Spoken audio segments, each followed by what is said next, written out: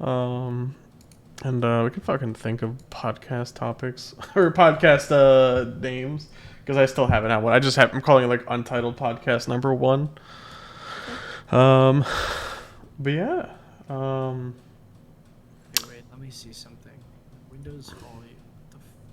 okay. It's loud.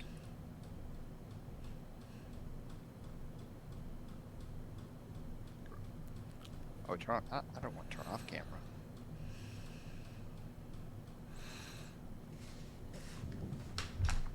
Alright, well, Arthur and Marcel are playing with some of their audio settings. Hi, welcome to the first podcast. We're just three fucking himbos who talk about video games and other shit. Hello. And I think we all have cats now. Yeah, I think that's what unifies us. Yeah, the cats and video games, even though cats are new for two of us. Oh yeah, I've always had a cat. Yeah. I think I've always had a cat no matter what time period of my life. Yeah.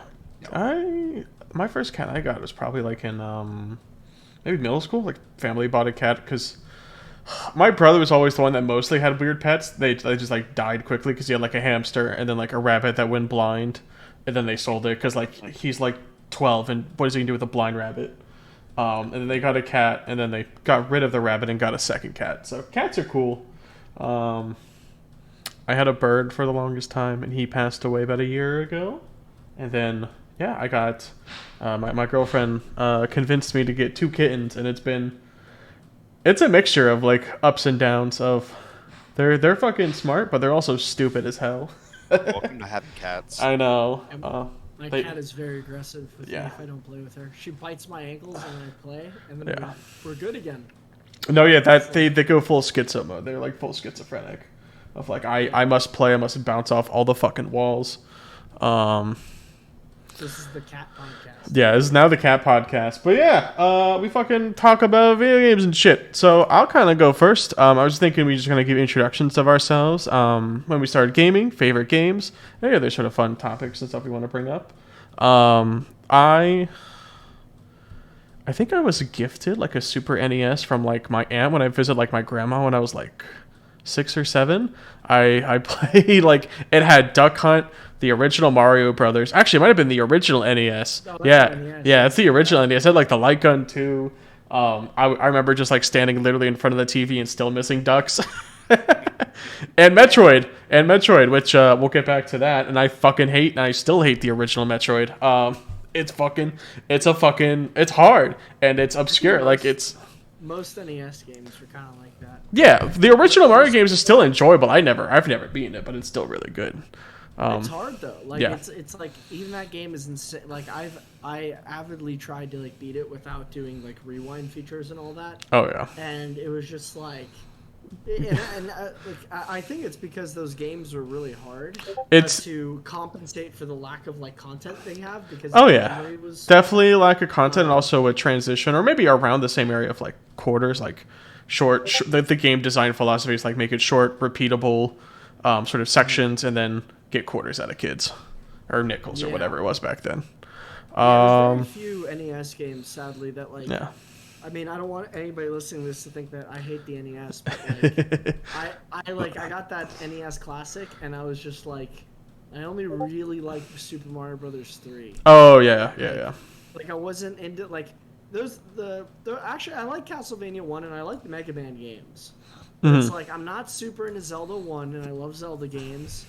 I'm not super into Zelda 2. I'm not into Metroid. I'm not into Ice Climbers. I'm not into like most of those games. I even tried Earthbound Zero or Beginnings or whatever it's called. Wasn't super nice. It's like every Super Nintendo game was just the better version of the NES game. Oh yeah. Yeah, Nintendo games I would say like really hit their stride in the Super NES era. Like that's like they're like, oh, like we have these ideas and now we can implement more. Without like. That's why I wonder if they marketed like Super Metroid as Super Metroid, not Metroid 3, right? Yeah. Like even well, the Metroid game, like in the title screen, it says Metroid 3. I think also to probably do on the Super Mario Bros. IP, like to kind of get the Super title, because it's like Mario Bros. And Super Mario Bros. Like it's like the new, cooler, more colorful game. Yeah, I'm not sure if that's like a marketing coordination because I don't know, obviously, like Japanese names if it's still called Super Metroid or whatever the translation is over there. Yeah. That's at least my personal thought. I have no fucking thing to back that up. No, yeah, I think that's probably why they did it. Yeah. They never did Super Zelda. I know. You're right. They did it. But we can only dream. So yeah, I played NES games. I then got a pirated copy from my godfather. He gave me a copy of StarCraft and StarCraft Brood Wars back when you could just give the CD key and a burned CD disc. And I fucking loved PC games and RTSs. And then, like, fucking computers were hard and shit back then. So I'm like, all right, I then swapped to GameCube. I didn't play any N64 games. Then I swapped to the 360. Actually, I swapped to the Wii, then 360, and then now I'm back on PC again. I've done like a full transition. I've never really owned a Sony console. Interesting. Yeah, my brother has, and I've played a couple. Yeah. Just kidding. I like Sony. Yeah. No, Sony. Oh my god, last gen Sony had some good shit. I wish I owned a PlayStation 4. I played like friends ones in college and stuff. Like I played Bloodborne and some of the other cool stuff. Sony is really like doing good shit right now, and they're also like. PC isn't a competitor. We're just putting this shit on PC, like the generation after, to like build hype. Like, oh, they're gonna play God of War on PC. Maybe they'll buy a PlayStation 5 and play God of War 2. Exactly. Yeah. It's their strategy. It's not a bad one. Not a bad one. No, not a bad one at all. It's just throw it all on both. Oh no, yeah, there was. So. Because especially for all three of us, like the gaming consoles, like gaming companies, the three main brands of Sony, Nintendo, and Microsoft, fucking ignored and or hated PC gaming. They viewed it as like a fourth competitor, but like Microsoft owns like Windows, which most people play video games on. I remember reading one of the reasons why they were opposed to it back in the day was because of like rampant piracy on PC versions. Yeah. So, I remember there was this old report in, 2007, 2008, where Rockstar basically, made a statement why GTA 4... And GTA 4 is now on PC and all that. Yeah. They were talking about the sales of that game, and they said that, 98%... It was, an insane number. 98% of their sales came from console, but they know that more than 2% of people played their game on PC. Mm-hmm. And so it's it was just, and so that's why they never put Red Dead Redemption 1 on PC, because they're like, oh, we're going to put it, and then, and this was really evident with single-player heavy games, right? Yeah. It was just I remember everyone pirating every single-player game they could back in the day. And I think Steam really changed it when Steam started making it easier to buy stuff. That's Gabe's mantra. He's like, oh, people pirate because it's not easy to access it. Yeah. I think people pirate because games are too expensive, so I disagree with him. And I think Steam makes games those Steam sales are what really saved. It's a combination of stuff. Yeah, it's a Steam that they get your library. I'm like, okay, I want to continue buying stuff because still goes on now. I'm like, yeah. And they provide services to your games on the library that are really nice. The nice social media stuff of communicating with friends, stickers, groups, and posting reviews and even. They got streaming. You got the game streaming, right? Where we can do a pseudo local play. Yeah. Things like that. That kind of stuff. It's if you pirate, you miss out on that, and it's almost like they're giving you an excuse to be okay with being always online, and because they're providing incentives to being online. Yeah. Whereas back in the day, there was no incentive. So. Mm-hmm. What else? I've kind of hopped around between a lot of different consoles. And I feel like every time I got a new console, I sold all the games from the previous. And now looking back, I'm like, damn, I wish I had my GameCube. I know, but I don't fucking have money. Yeah, true. Favorite games? Yeah, probably StarCraft. I fucking love StarCraft. It's my favorite Blizzard IP, I think.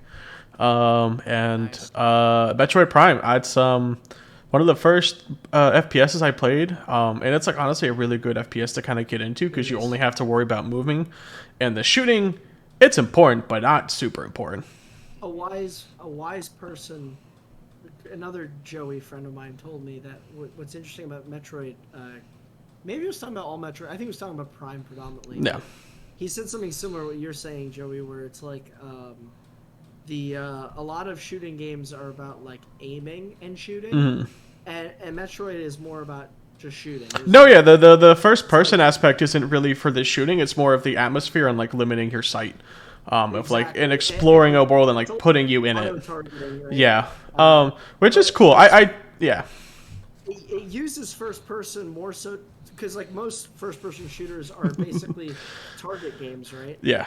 And so like I'm just reminded of there's like an interview with like Miyamoto talking to like Retro of like what makes Samus different, makes her cool, and he's like hit her helmet, like her visor, which they're like, oh, let's make it first person because Metroid Prime was going to be third person for a while, and then they like the identification like, oh, she's wearing like a helmet and visor, it's first person, limits her view, so maybe we should do first person, and I think that also inspired them to kind of do like the scan visor, which has become a staple in the 3D Prime games, of like reading kind of lore, sort of like Dark Souls style, which also another favorite game. I love me some Souls games. What else? Which other game I fucking love? Also Halo. I fucking love. Dude, people in power armor just get me worked up. I love sci-fi power armor. It gives Joy life again. Yeah, man or woman, do not care. Yeah, badass in powder armor. Hell yeah. Okay. Yeah, Marcel, you want to go next, or Arthur? Yeah, I was gonna say I Arthur think the can go cat next. wanted to go next. I know Osiris. I know this is my cat. This is his chair. When he's not on my desk. Or on your computer. Yeah. Oh no, I spray the shit out of them. I do not want them standing on top of my computer. I want cat hair to get in there. All right, Marcel, it's all you, dog. Okay. So hi, I'm Marcel. So I think I first started playing games when my dad got an NES. Well, he got an NES for him, and I also played the NES. So the first games I played were also the Mario Duck Hunt, but the main one was Castlevania with the game that he and I played. So we had 1, 2, and 3 for NES, and we played the shit at 1, 2, and 3, and I also got mad about 1, 2, and 3 because 2 was really bad. Yeah. And we never beat it. I still think it's probably better than most NES games. What was the one we played on Arthur's PlayStation? Was that 2? We played one. We played Oh, one. was that for the charity? It might have been a charity event a couple of years ago. Yeah, We it was 3. 1 and 2. Because I like that one. The one had like the RPG and like shop buying stuff, and you go back to the. Oh, he likes 2. Yeah. Oh god. Well, yeah. Well, two is the divisive. I like 2 as well. So like people hate 2. But I legit thought it wasn't that bad. I think maybe I heard it was such shit that like my expectations. Oh yeah, dude, that happens. Oh, but We're like gonna get skinned while we're playing this game. Because like And that was you not the didn't case. play it when you were younger, Yeah. playing it. Because like what I remember about 2 is being frustrated the entire time playing it. But I was also like 8. I mean, I go back now and play, it'll be fine. But like I remember not liking it. But I love the Castlevania series. I love DDR. Konami. Yeah, rhythm games. Yeah. They bring me life. Konami fan. Konami stan. The only one left. No, I'm kidding. No, they might be getting. No, I think they're getting back into gaming. I think I'm reading some stuff of like they're telling investors like, yeah. They are rebooting Metal Gear and Silent Hill and Castlevania. They're doing the rebooting. Is that if 100%? I'm pretty sure. I'm pretty sure that I think they said they are rebooting the I know franchise. Silent Hill. Well, because Castlevania is getting them. If they hire Platinum to do Metal Gear Rising 2, all is forgiven.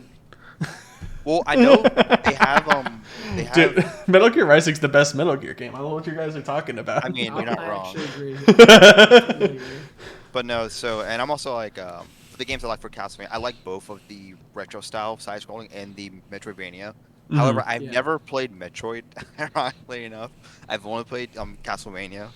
Yeah. But I respect that Metroid is a good series. I just never got around to playing it. Yeah, I didn't play same with Nintendo. Until I met Marcel, I didn't play Castlevania. But they're great games. I have a lot to catch up on, but man, they rock.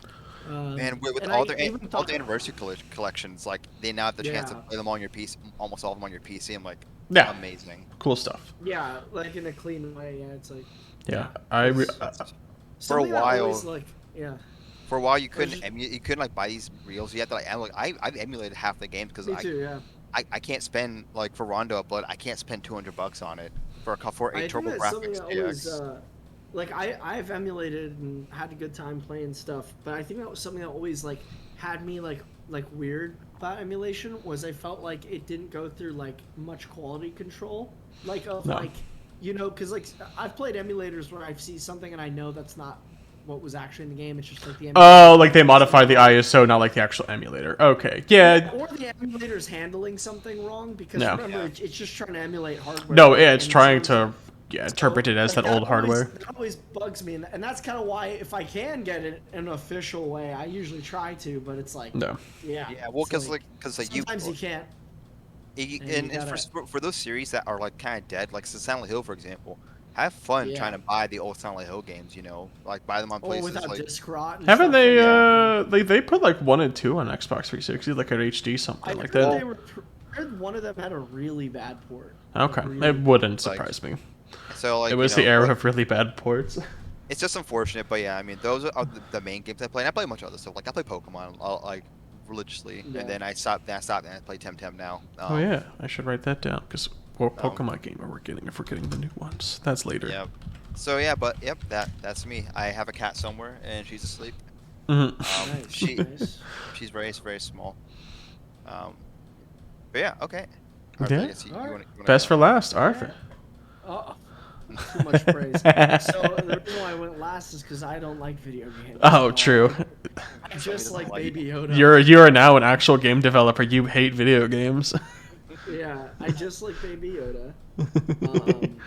And my cat is like she's trying to escape from the prison that is my apartment.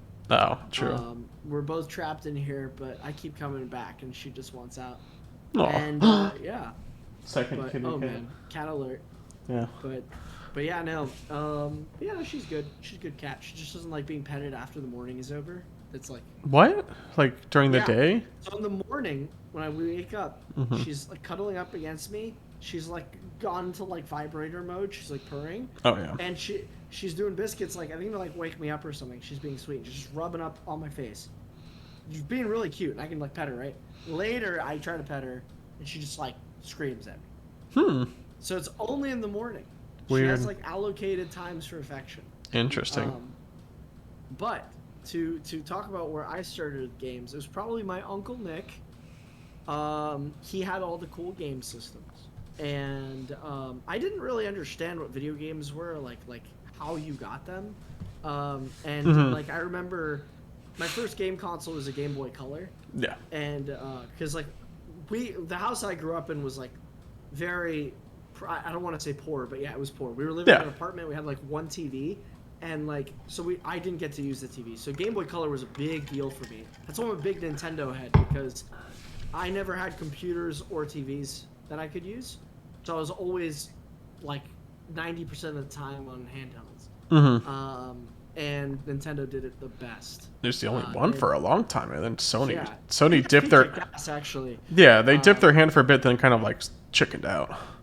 I think if they made like a second Vita, like if they continued after it, I think the word of mouth maybe would have had better sales or something. If they had put in the HDMI port on the Vita, right? Yeah. Right oh there, my God! Yeah. right? If Sony to have an HDMI port, yeah, I would have. Made a PlayStation TV. Yeah. They had well, Sony would have done the Switch first. on Yeah. the TV, and I know it's so dumb. It would have been great. And the memory cards were like $150 for like 60. SanDisk, like memory cards, if I remember. Yeah. It was like their own brand, dude. I wish it was SanDisk. Oh, that's right, like the Or PlayStation the 2 one. Vitas. Okay. No, Vita ones. Vitas were their own, but PSPs were the SanDisk. And I've owned a Vita. You know, I'm a staunch defender of the Vita and the things it did right. No. But it did a ton wrong, and that's why no one got it. But yeah, I was a Nintendo kid. I did get a Nintendo 64, but I got it a little late into the game. But I still got it. I probably got it like a year or two before the GameCube came out. Because I actually originally wanted a PlayStation, because my friend Jacob had a PlayStation, and it was sick as hell. And I remember like Twisted Metal and like Crash Bandicoot and Parappa the Rapper. Like my babysitter had it too. And then, but my Uncle Nick was like, no, maybe he was a Nintendo fan. He was like, there's better games on the Nintendo 64. And Nick is right. For Christmas was I asked. I was like, I want the video game machine that plays discs. That's all I asked for when I got the Nintendo 64. So, it was good though. I stole his copy of Ocarina of Time because after I saw that game at his house, it blew my mind. and I deleted his save file when he was looking. I was a bad kid. I actually did that to one of my friends, like Pokemon on their Game Boy. Yeah. I'm like, Man, oh, we're like you so can play bad. Pokemon, sure. And then I'm like, okay, I want to start from the beginning. I create a new game, not realizing there's only one save file in it. No, Like, did you save? no, Three on Joey. Zelda. Joey, listen, my sister erased my copy of Yellow right when I caught Mewtwo. I was I so think it was pissed. I was Yellow like, too. I felt so bad. I was never friends with that kid again because he was just mad at me. Bruh, my uncle just gave me the game because he was Uh, so mad. He was like, "I'm not doing that again." yeah. And so I've got his original copy, and it's one of my favorite games of all time. So that's Nice. my segue there. Like that game made me just ruin my life. It made me do this as a hobby basically because Mhm. I think going from only playing handhelds for ever, and Yeah. then seeing that game, it was such a jump for me mentally. I was like, oh my god, it's crazy. Like it looks horrible. You look back on it now, but it's Oh yeah. back then I was like, wow, this is peak graphics. That was me when I think it's my first real console I really played was the GameCube, and I fucking loved that little machine. It had some of Yeah. my favorite games. Like it's got obviously the Metroid series, Mario Sunshine. Every time I play that game, I just think of summer 2007 or whatever when it came out. Just teleports me back. GameCube was really awesome I looking back then. I'm like I will say, though, yeah, unfortunately, Just do a GameCube appreciation episode. hell. well, because I only bought 4 games for the GameCube. Like my NES, I still have like 12 plus games. PS1, I have one, and PS2 one metric fuck-ton of games. Yeah. On it. For GameCube, I have 4. I have Sonic Adventure. Yeah, dude, Sonic Sonic Adventure 2. 2. Sonic Adventure 2 is the I fucking have- shit. I And had one. XD of Darkness Yeah. and Smash Bros. And that's it. Those are the only 4 games I had for GameCube.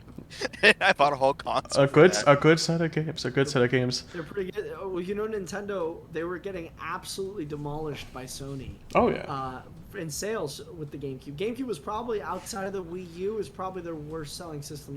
They're like neck and neck. It's very shocking learning now because I'm like I love the GameCube and a lot of my friends had GameCube, so I'm like I just thought it was popular. It's like under 20 million units, and the Wii U is 13 million. They're Good thing really I close. can tell you exactly why it sold less. Because I bought PS2 for 2 reasons. One, Castlevania had a game on there. I'm like, I need it. And that's And why 2 everyone was bought that. PS2. Exactly. But no, but the second thing, the reason why is because it was a DVD player. Yeah. Like that's And it. that's why everyone and parents could justify it too because it was like, oh, we can use it. Oh, it's a as DVD. player. Yeah. yeah. Well, and for Yeah. PS3, same thing. It had Blu-ray. a Yeah. Blu-ray player. Like Exactly. I had a PS2 because I could play DVDs because DVD players were expensive. Can They I- were really Oh, expensive. dude, we to can get. talk about the format wars later. Can I tell you guys something? Blame. Yeah. I've never bought a Blu-ray ever. Like I mean, in its entirety. I don't buy DVDs. But a Blu-ray. They believe it or not, they do look better than streaming a movie at 1080p. Oh no, I believe it. You Yeah. would think oh, it's 1080p, but apparently the issue with streaming is Compression. the amount of exactly. Yeah. Just for speed purposes and buffering purposes, they compress it, and it is minute, but it's minute like how 1080p versus 4K is minute. Yeah. But it's still I can tell the difference. Mhm. Whatever. You see it. But I think for yeah, PS1, I will say the only game I remember. There's 3 games I play on PS1. That was they were the games. Symphony of the Night, because my dad and I went through it and played it together multiple times. Soul Reaver, Legacy of Kain was a game I played a lot. That was one of my favorite PS1 games. I've never played. I have it. It's in my game case. I have a need to I copy of didn't PS1 even know still. that that game existed until last week. I know. Well, Um, I've seen some gameplay of another game that I'm working on, and some of the older stuff. It's a dated yeah. not Aztec vampire, but they're just weird looking vampires. Listen, that series is really big. So Soul Reaver is a spin-off series of the Legacy of Kain. The Legacy of Kain has Legacy of Kain, something, Blood Omens 2, one other, Defiance, Soul Reaver 1, 2. There's 6 or 7 games in that series. Yeah. And I played 3 of them, but yeah, that and Power Rangers. Oh, I'm sorry. No, there's one more game. How can I forget it? It's Gundam Battle Assault 1 and 2. Yo, Fighting game. I think I played those too. Oh, I think I've seen that. I might have played that once, too. Is it pixel? Is it sprite? Yeah, Dude, that game's good. I love that game. it's and it has battle damage on the Gundams. A PS1 game has battle damage on Gundam. It's Well, Dude, some of those such, games such a great were game. I love hella sprites, dude. advanced. Sprites are fucking awesome. They are. They're super high That detail that's sprites. just So something much I'm work afraid is into going to it. be like lost to Lost. time. But like I also don't think so because we still have like a bunch of indie games that are like pixel art. I mean, because look, you have like Blasphemous, you know, Yeah. a Metroidvania high dense pixel art, Mhm. high quality. I think though there's a difference between normal pixel art like Dead Cells and then like Blasphemous, where it's Blasphemous on the higher end scale, like really detailed pixel art, where Dead Cells is kind of lower end, but Mhm. it can Mhm. its style is kind of self-shaded cartoony, and some of them even go even lower and further, like it's really pixely. Yeah. Yeah, it's And crazy. A lot of people think like pixel art is old, but like most games with pixel art now could not run on Genesis or Super Nintendo. Like, Mhm. I'm pretty sure Shovel Knight is too advanced for a Oh, Super yeah. Nintendo, but I could be wrong. All It right. just- I need to They're step gonna away emulate- to go to the bathroom real quick. I'll be right back. oh, now it's the I know I pissing drank and too much shitting water part. ahead of time. Yeah, but Marcel, yeah, keep going. Go off. I was gonna say just like also Power Rangers. I don't know if anyone played Power Rangers, but Power Rangers on PS1 and I'm sorry, Power Rangers and I had them on Nintendo 64, like a Lightspeed Rescue game I had. it was co-op and also Gauntlet Legends. Gauntlet was great. I played that with my friend Jacob. What Solid was PS1 games. Yeah, I was big Nintendo 64, and then after that, I got a GameCube. I missed as out a on the gift. 64. I went NES, Yeah. SNES, and then went straight to PS1. Yeah, yeah. Well, I mean, the PS1 was the same generation of consoles, so like, I think you just went that route. You Yeah. like, honestly, I still think you probably made the better choice. Like the N64, looking back, has a bunch of banger classics, but the problem, certified hood classics actually.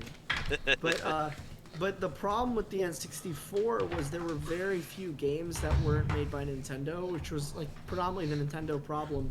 But what's interesting is the Super Nintendo and the NES had a ton of games. It's just the N64, the issue was the cartridges were expensive and the PlayStation discs were super cheap. So that's why you see Konami moving to PlayStation. They were predominantly Nintendo before. Yeah. That's Yeah, why they you saw were. Square Enix move. And so the Nintendo 64 was the first Nintendo console where you had like this dramatic shift of like they just lost the third-party support that basically helped them beat Sega, because Sega didn't have that. Like Sega, sure, they got a Castlevania game, right? They got Bloodlines, but they got that. I'm pretty sure that's all they got, right? Like, Yeah. whereas like, and they didn't get any Square Enix like Final Fantasy games. So Sega had to in-house make their own Final Fantasy competitor, which was those Phantasy Star games, which were good, but they weren't. They the thing weren't is, it's like. like Pepsi drinkers. They know they're, you know what I mean? Like they know they're drinking the not Coke. Yeah. You Yeah. know, like they don't. It's the same thing with Sega. Like I love Sega. I love it. But you're always thinking this is the not Coke of video games. You know. Mhm. But then Exactly. all that shit jumped off Nintendo, and now Nintendo is the not Coke. It's like that's a whole other conversation. but yeah, the PS1 had. I think the games are cheaper. That games actually dropped from $60 to like 30, 40 on the Yeah. PS1. Though, the problem with was 60 to 70. Like if the game had a memory built into the cart, it was more expensive on the Nintendo 64. Earthbound on the SNES was ridiculous. A lot of people don't realize it was $80 in the 90s. That's like $100+ to Oh yeah. inflation.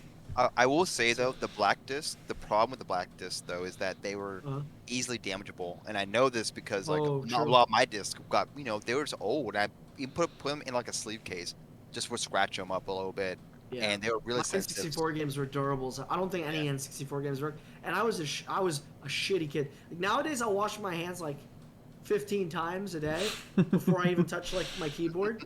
But like those cartridges and those discs, GameCube discs, just on the floor. Like I would just slide them on the floor. Oh my I would, God, take that a was- disc out and literally throw it behind my console. Multiple times I remember tripping over my cable, pulling my console off the shelf, whatever console it was, it flying down and slamming, and then the disc falling out. Like, Nice. multiple times. But you could like I broke a PS1 because I tripped over the cable and just stopped working. There's PS1 was so sensitive as a console. My it was GameCube could take you could drop the thing. You could drop it all off your house. My GameCube snapped off. You know, like the lid that closes and moves. It just snapped off. That's how bad as a kid I was. Like the plastic was broken. It worked. The console still worked. I just had to take it and slam it in, and then I had to pry it open with a butter knife. Such a good, such a strong. It worked. Like, actually, so you know what's funny though, is that PS2 may have done better, but the GameCube was a stronger console than PS2. The best example is it was if you look at RE4 on the GameCube looks much better than RE4 on the PS2. And the audio was better too. There was just like better like rendering. Do you think was the GameCube like the strongest like hardware wise compared to its competitors in that generation? Because normally Nintendo's like Xbox slightly edges it out. Yeah. I think so. Yeah. Well, the Xbox came out a little later though. Yeah, it's true, but it's still technically that generation. But like the Xbox's big gimmick was it was the first console with a hard drive, so you didn't have to go and buy a memory card. Yeah, a little memory card you stuck. Yeah, and that was a big deal because Xbox games could be bigger. They could fit more on the consoles. I remember you could like I hated buying. I had to buy multiple memory cards because I didn't want to delete my old saves and shit. Well, but not even that. Pick and choose what saves I deleted. Like it was not even that, but like I've had it to me on GameCube. It happened every time I played XD Gale of Darkness. My memory card would get corrupted. Like my GameCube card got corrupted 3 separate times. I've lost all my Sonic Adventure 2 battle data 3 times. And this is like getting far up. On the Xbox, you could get a memory card though. I remember. Yeah, in the controller. On the controller, just like the Dreamcast. Because it's a Dreamcast. It's a Dreamcast. It's a whole other podcast. Like, yeah. Is Xbox a Dreamcast? Yes. Yeah. yeah. It's the Dreamcast too, but yeah, it's you could I don't know what the fuck I was talking about, but yeah, I don't know. It's pretty much that like of the 3. Of like Xbox, PS2, and GameCube, like Xbox edged out, it squeaked out because the hardware was a little more impressive, but GameCube was all of them were better than PS2 in terms of how strong they could run games. Yeah, PS2 games look like shit. I'm like going back. They look kind of like hot garbage a little bit. Oh my god, like it's all member berries. Like you can go back to Mario Sunshine, you can go back to Wind Waker, you can go back to Halo 1. They all hold up. You go back to Jack and Daxter, and it's like, what was I thinking as a kid? Like, your little stupid child brain was filling the holes. Yeah. Water is just the color blue, and there's no transparency at all in that game. Yeah, dude, I love that. It's like that in Jack 2. Kingdom Jack Hearts 3 is probably the prettiest game on the PlayStation. And it's so vibrant, you know. Yeah. I think they knew what they couldn't do. Like let's really push this because like the end levels of Kingdom Hearts as well look really pretty. Sure, they're garbage to play because I can say it. The Kingdom Hearts 1 is kind of not a great game. Yeah, to be honest. But whoa, I love that game. I'm sorry. Story wise, it's fun to play, but mechanically, it has a lot of problems that gets fixed in the sequels. Like Kingdom Hearts, it's still my favorite one. So well, I mean, like it's good. Like it is. Kingdom Hearts 1 and 2 for me are like. Yeah, I like playing them a lot, but 1 is clunky. Because I played 2 first, then I played 1. My friend had 2. So I put them like, oh, okay. 1 made me buy a PS2. So I always saw it. Was my first I always saw it on like I saw it on Game Shop like, it's Kingdom Hearts. What the hell is this game? My friend was like, you should play Kingdom Hearts. I'm like, yeah. Okay, sure. Then now I have almost all the games. No. I remember my uncle was in college at the time. He had a PS2. And I saw it at his house, and I was really into Disney at the time. And I saw Kingdom Hearts, and I lost my mind. And he told me that if I could beat, I think it was like Sephiroth, or the hidden boss in the desert when the rug is dancing at the end of the game, or that boss, he would give me his PS2 with Kingdom Hearts. And I kept trying, I never did it. It was torture because I was like a 7-year-old kid. It was horrible. I don't know why you did it. But I then just raised money for like 2 summers. I was just mowing lawns, birthday money, And I remember like paying for the PS2 with like dollars and quarters and shit. It was horrible. And That's why I and ended I up couldn't selling my afford a memory games to card. to buy the new Yeah, I sold console. them too for the Yeah. same reason. You just sell everything.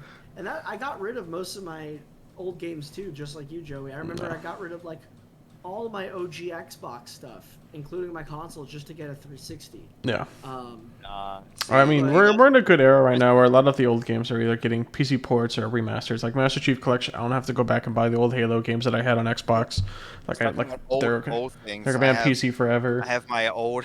Hell, the white one. Oh shit.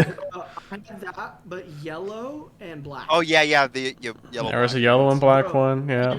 And I couldn't afford a fucking memory card when I got the PS2 and Kingdom Hearts. I actually got the PS2 and Final Fantasy X, actually, because Kingdom Hearts didn't have it. Or I was something. really pissed that like none of these consoles came with like a really shit small memory card to begin with. I know. You're telling me?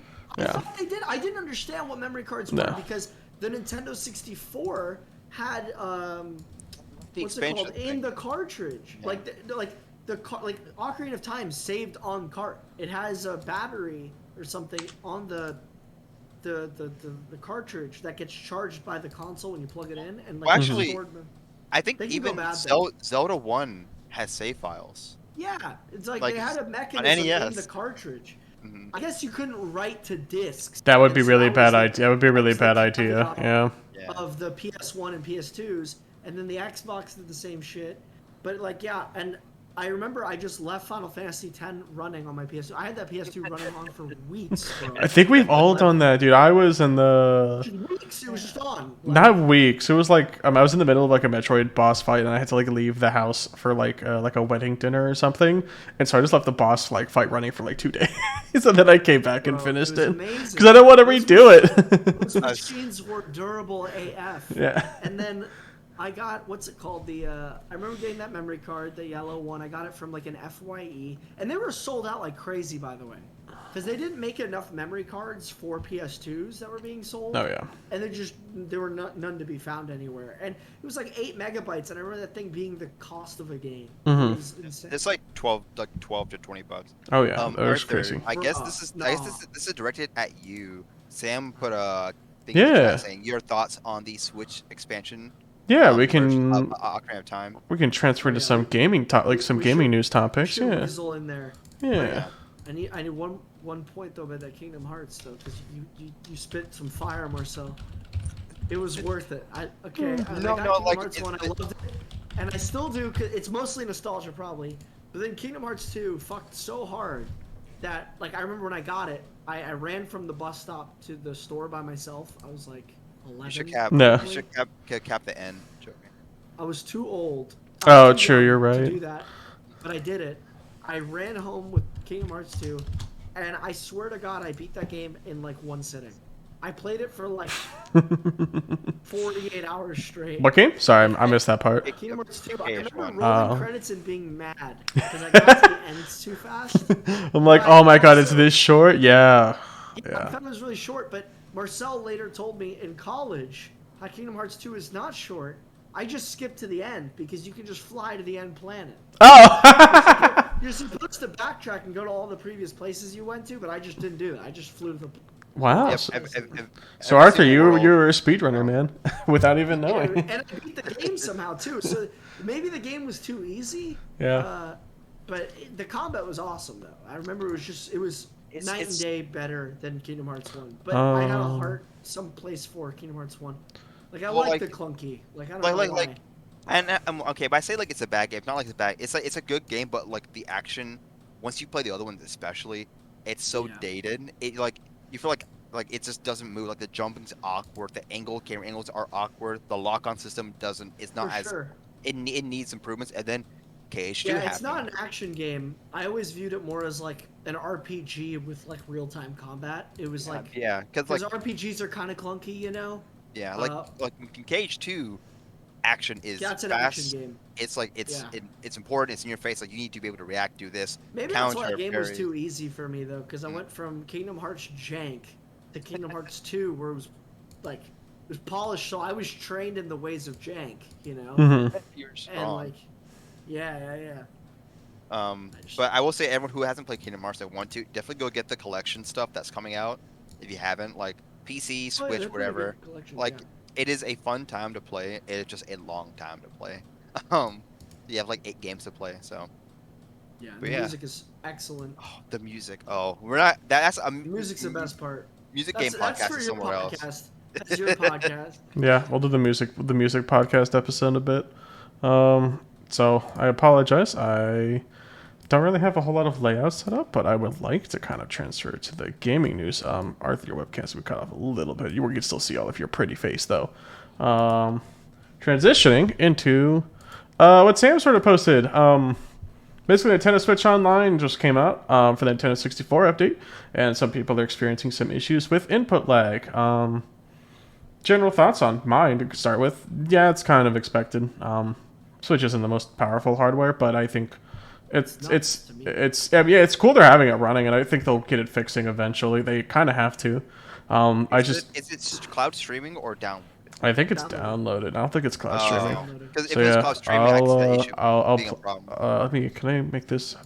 It's 100% downloaded. I have it, and it's I mean, I knew I was gonna get it because I'm a Nintendo shill. No, not that. Yeah. The real reason is because like my baby cousins are on my. They're not even babies anymore, but they're on my family plan, and Tori's on my family plan, and I'm on the family plan, and Tori's gonna force me to play the Animal Crossing DLC. Yeah. So it's just instead of every person spending $25 on that DLC, they all get it now. Yeah. And I do have high hopes for them fixing it, and Nintendo will eventually fix it. Yeah. I've played almost every N64 game that I like on an emulator.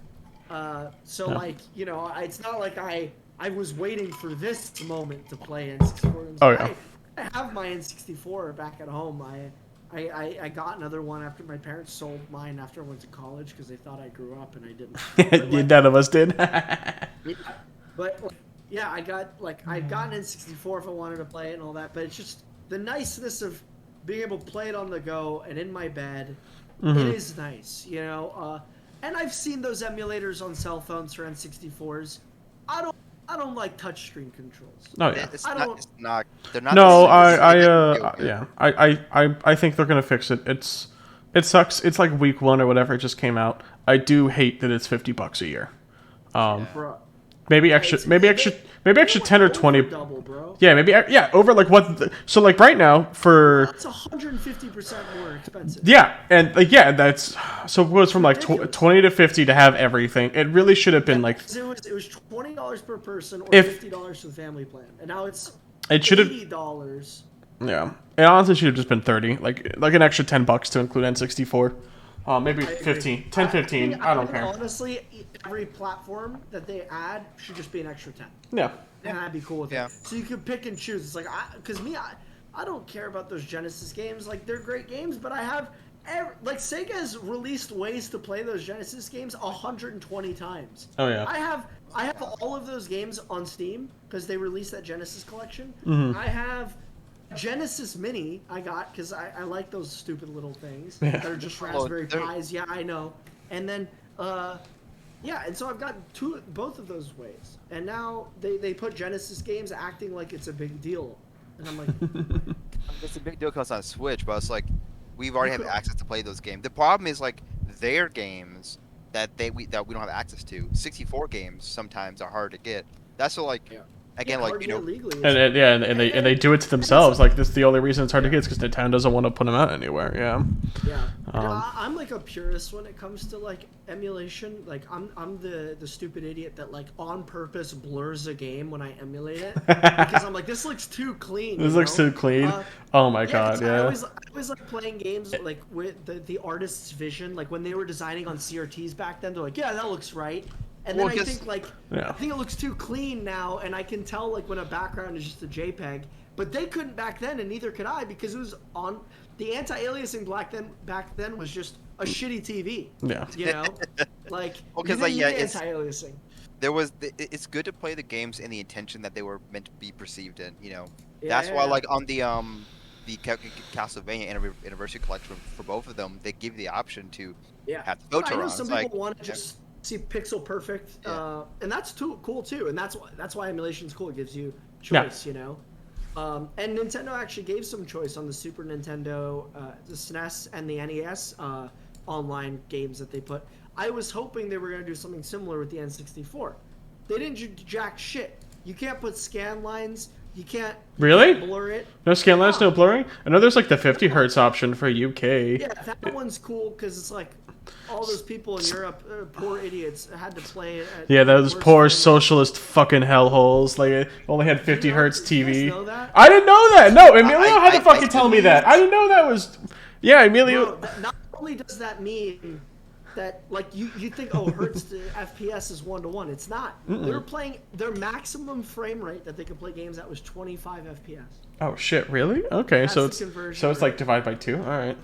Yeah, I think that, like, when it came to CRTs, like, let me see. So I thought one like I Hertz- thought hertz was like refresh a second, or like how many times it gives you a new image a second.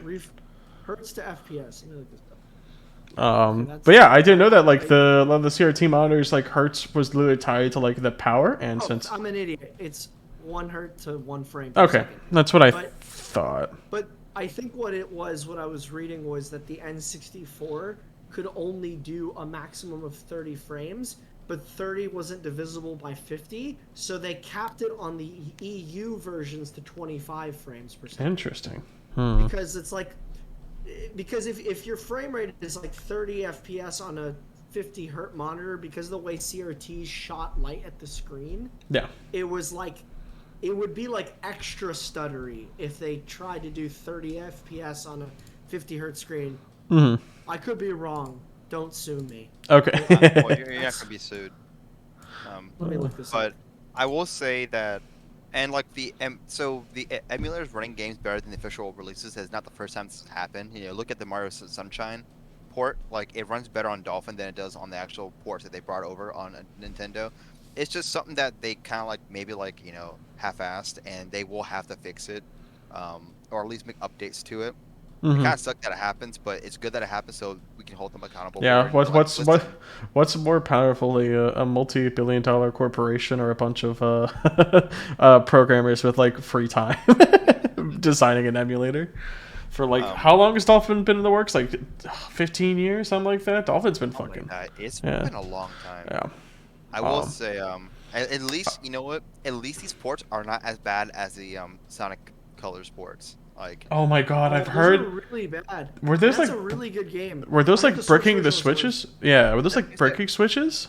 it Or like wasn't breaking switches, but so there was something that was happening with the graphics. It wasn't calling something properly, and so all the when you watch it, it would be like I'm not joking. It would be like a seizure warning. I'll pull The something game up, you see if I can see. find it. Like, and like it looks like it's fake. And this guy took a camera to a Switch and said, "No, it's not. I'm playing my Switch right now." Filmed from his phone, just so you can see it, and is so visually bad. And people pay $60 for it.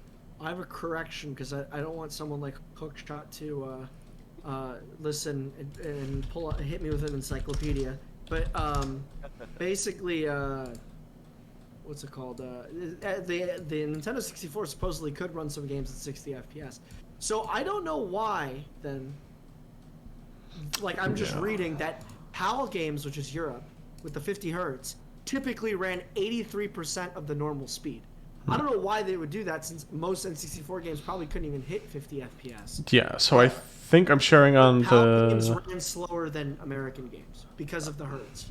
Oh, wait, Joy. Before you, okay, I thought you were gonna play a video. No, I was Before showing the like an video. image of like this is supposed to be gameplay, and it's just like the GPU is like completely fucking up. Yes.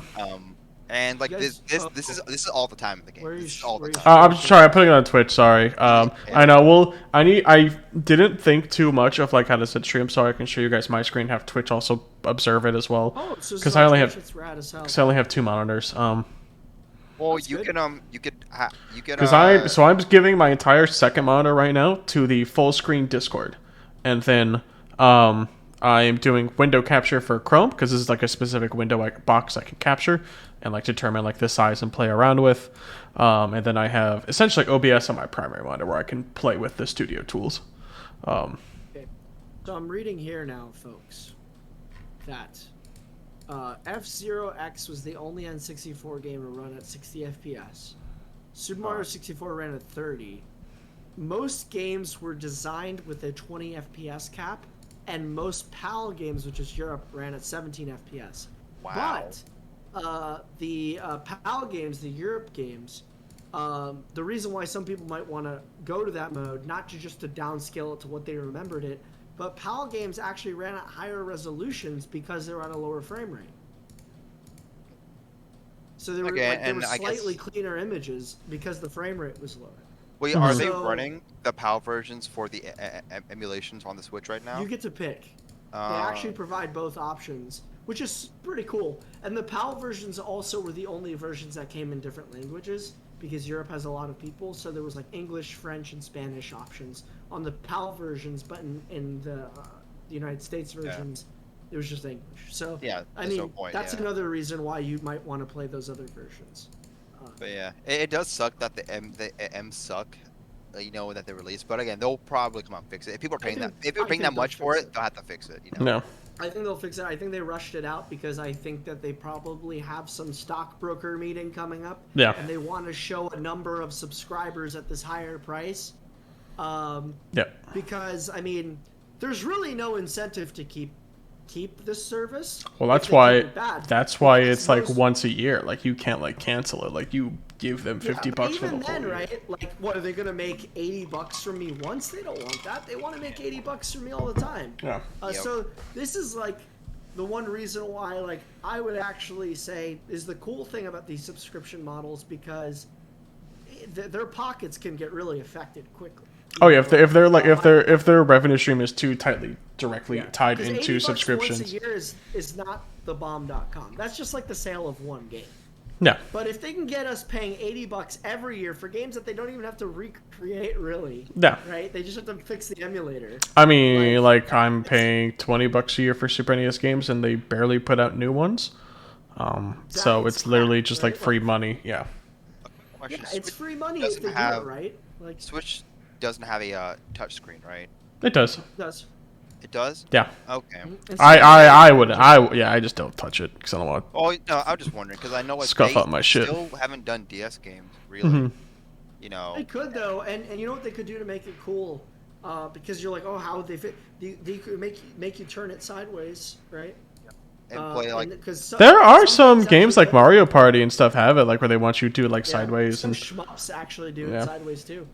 Because like there's a whole library of games they haven't like brought over that. How do you get these DS games? You can't. You have I'll literally have it sideways and play it long ways. Get the two screens. You have to use some other. It'd be kind of stupid. But yeah, it would be. The Wii U did it. The Wii U had the Virtual Console. They put DS games. Yeah. You could buy DS games, and you'd use the Wii U bottom screen, and then your TV up there, and it had a kind of a shitty border, but like it worked, you know. It worked. It's just like that's why I'm really praying that when the Switch Pro comes out, it has an option to do both. So okay, yeah, we can. Like Wii U, so I'm because I know there was like some conflicting news a couple weeks ago of a bunch of game developers, probably Zynga, leaking there's a 4K Switch model in the works, and Nintendo is saying we're not doing a Switch Pro, we're not doing like a new Switch model, which they can both be true if they don't call the next console the Switch. It's like their literal next console that's basically a Switch, but something else. Well, the Switch was announced 5 years ago this month. Yeah, no, we're coming up on a new Nintendo console, and I think I think it'll still be a Switch though. I think it'll definitely have a docking and undocking feature, but they'll do something that I'm not even thinking about, like make it literally just a giant DS that folds.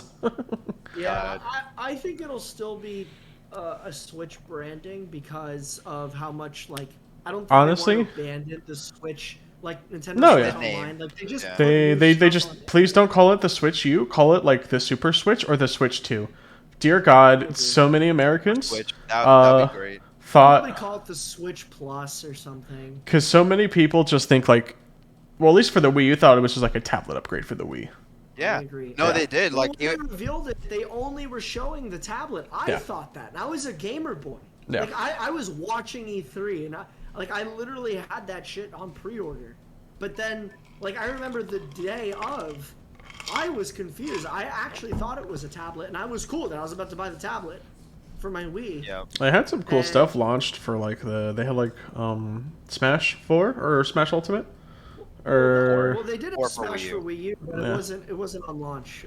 yeah, Launch was the Wii- Mario. they showed the Super Mario, not 3D World, one of the 3D It was the Mario. new Super Mario Brothers U. Yeah, and they had Zombie U. which looked cool. Yeah. I heard the reviews for that were like kind of middling, like average. Like it wasn't Yeah. bad. Yeah. It's an Wii okay U game, hit its honestly. stride.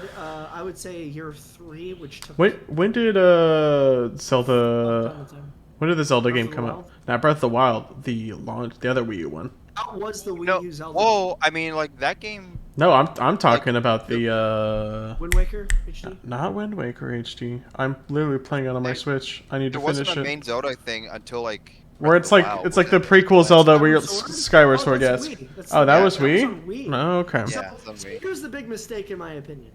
Skyward Sword came out in 2011. Mhm. The Wii U came out in 2012. Yeah, bad idea. They should have just Yeah, they should have delayed it and 2012 it came out. no. They did the right move with the Switch where they're like, Or we're not the gonna do what we did to the Wii U again, because the Skyward Sword could have very easily they delay it by a year, say it's not coming to Wii, it's gonna come out on our next console day one. That whole year they spend upscaling it to HD, yeah. and they could have done it. And then the Wii U could have actually had a system seller day one, just like how Twilight Princess was on the GameCube and Wii. Yep. You know? Yep. Like they always have You've like gotta have they something good like, for day They one. have a main Zelda game on the console too. That's not like Which is honestly- I had the main Wii U Mario day one. main Zelda. There it was. I need to look it up. It's a Wii. It was a The Wii U, console if until you later. Look it up. It was a great console, but look at the launch day games, and like it's on their Wikipedia page. I can send it to you if you look. It's on the Wikipedia page for the Wii U. It was like nothing really great. Like Mass Effect 3 Special Edition. Mass Effect 3 was already out on the other like PS3 and 360. And everyone that wanted to play Mass Effect 3 already played it. And you didn't get Mass Effect 1 and 2 if you were just a Nintendo person. So I don't know why you would do that. And then it was like you had New Super Mario Bros. U, which were those 2D games. They didn't put Super Mario 3D World, which was the big Mario game on the Wii U. They didn't put that on the console until like 2013, 2014. Mm-hmm. Was it, That's honestly 3 years later, right? Three or 2 or 3 years later. I think. Yeah, the Zelda game for the Wii U was Breath of the Wild, and what they decided to do was, fuck, this console is dead in the water. Let's not try to sell Wii U's. Breath of the Wild was 100% ready a year before it released. Oh yeah. But they decided, because they were like showing it off, and they randomly delayed it out of nowhere. They must have had some meeting and been like, listen, we shouldn't try to sell people on a console that is on its way out anyway. And they just delayed Breath of the Wild the whole year for the Switch. And then they removed features actually from the game. Because the Wii U version, it was being designed around the Wii U. His Sheikah Slate is literally a Wii U tablet. Oh, it is. Yeah. And they showed gameplay with like Link using it to like mark on his map, and like you would put the Wii U tablet and mimic what Link is doing on the screen for the magnetism and shit.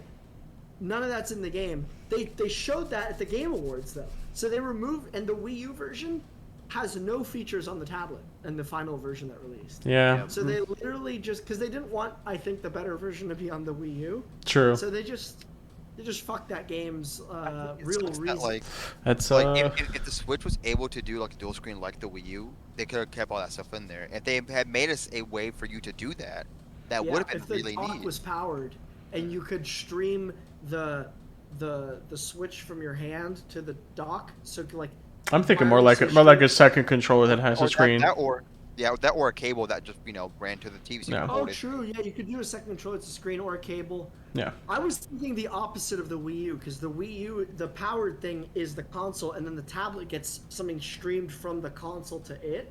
Yeah. You know, I was thinking the opposite, where like the Switch streams to the dock. You know. Yeah. Because I that's think- what the Switch is really. It's the Which whole it is- thing is it's it a is handheld unfortunate. console with a Game Boy player. It's unfortunate because I know you were telling me about it years ago that 'cause I didn't really realize it, but yeah, Breath of the Wild was made for Wii U, and you lose out on so much. And then on top of that, I remember Eric you have- bought it, right? Yeah, he did. Eric bought it at our apartment. He had it on the Wii U, and it Yep. was just The tablet did nothing, and Yeah, and then on top of that, you have frame rate issues because it's on the Wii U. yeah, They want to the try Wii to U was push it. weaker. They probably just spent a year just making it like more and more optimized for the Switch and just like taking off people. Yep, exactly. Yeah, What it's other game stuff has happened this week, by the way? I only know about like, the emulation issues. So we had this week where some Destiny 2 drama, the Halo single player trailer that dropped yesterday, Grand Theft Auto Trilogy, and I think Sony might have talked about Horizon Forbidden West. I did see some stuff about Horizon, but Sony's. Yeah. I think I'm done watching stuff on Horizon because it's gonna be coming out soon. Oh yeah, like there's a point where like I tried to do that with Metroid Dread of like I watched the stuff with the initial reveal and the Treehouse gameplay demo. I'm like, I'm gonna watch nothing. I watched one trailer maybe like 3 or 4 weeks before it came out, and it showed off a boss fight that I wish I didn't fucking know until I saw it in game.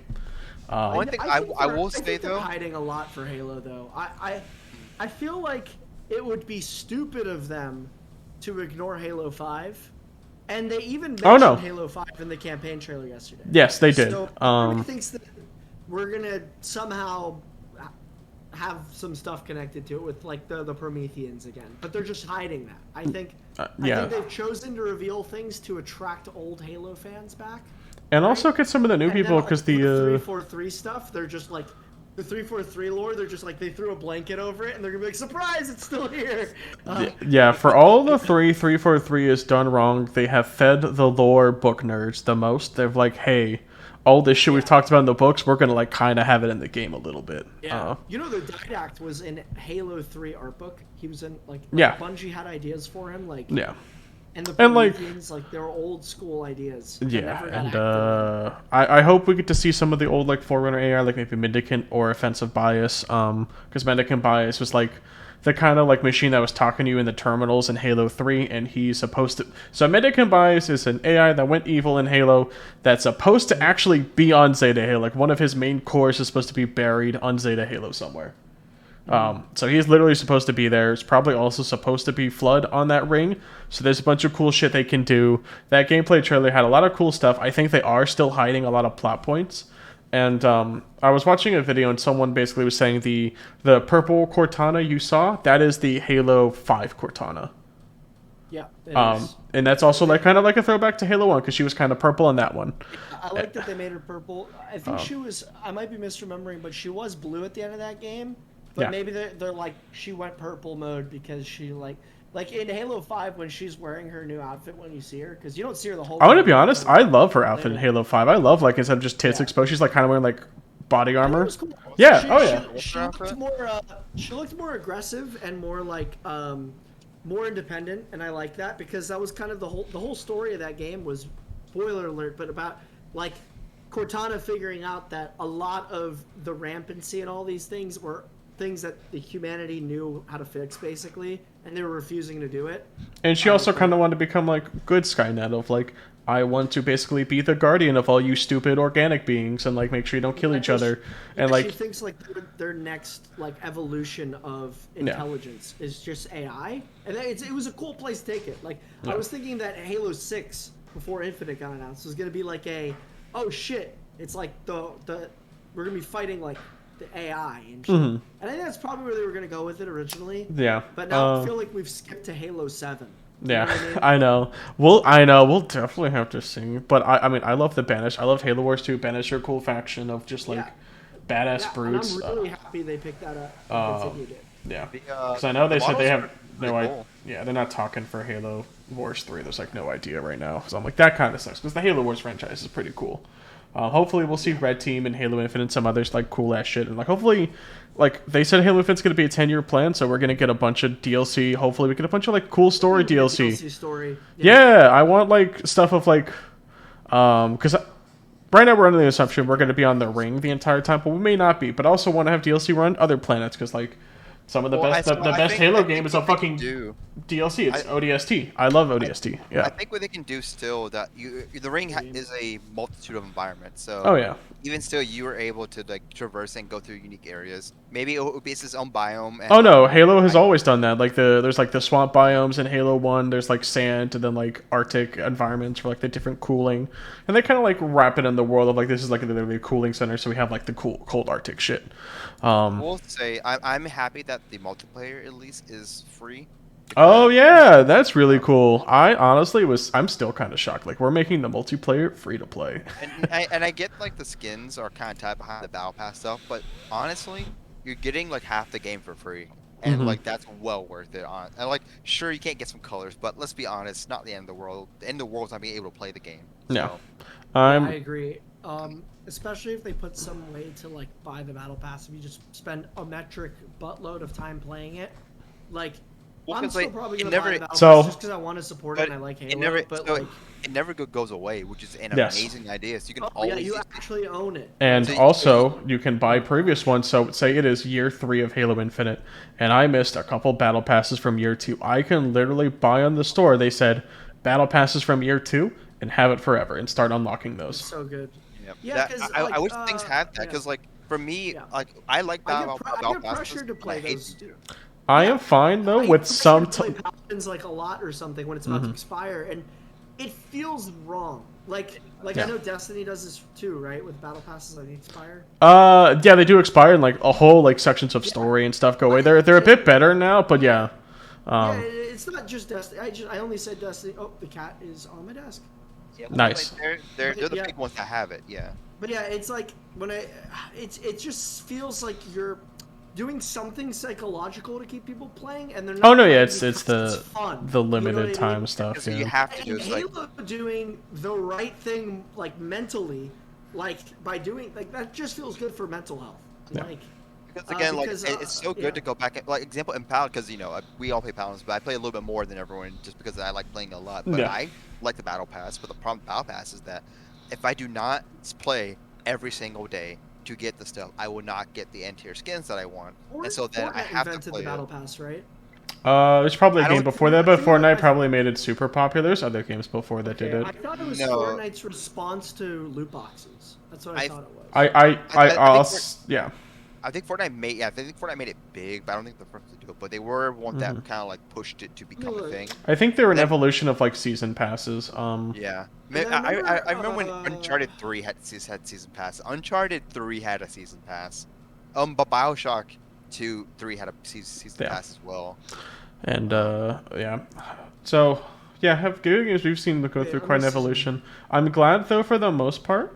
Almost, if I could like think about the games I've played like the past couple of years, I don't think any of them have had loot boxes anymore. I'm looking at the loot box on Wikipedia. Hold on. Yeah. I guess outside of Paladins, I haven't played too many. I guess like I played Division 2, but that's an old game, older But with game. Paladins, they do their loot boxes pretty well. Of like the instead of like an entire pool of hundreds, you have a pool of maybe 10, and once you Yeah. have one, you don't get it again. Yeah, that's a big thing from Overwatch to Paladins is that like Paladins you can't get dupes, so Yeah. you just get the higher. And Paladins, you really only get like character skins. You don't really get bullshit sprays, which I really like. And like the kind of bullshit stuff is like in the season pass. And yeah, I think because also Halo have also like been very vocal of we don't want you like playing this game like 40 hours a week. Like we're not going to force you to. Like you can play other games, guys. Like please. Yeah, like I like it when the game developers respect the time of the player because again, since the audience is kind of like young adults, kids, kind of. They're like, oh, they have all the time, but people who don't have that time, they can't commit that much. We have other things to do outside of playing games. And a lot of big Okay, guys, big whales like fucking So work the 40-hour battle weeks. pass, I found on Wikipedia.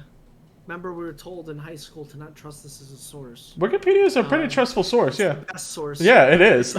The best. Those nerds will fix an So- error like in milliseconds.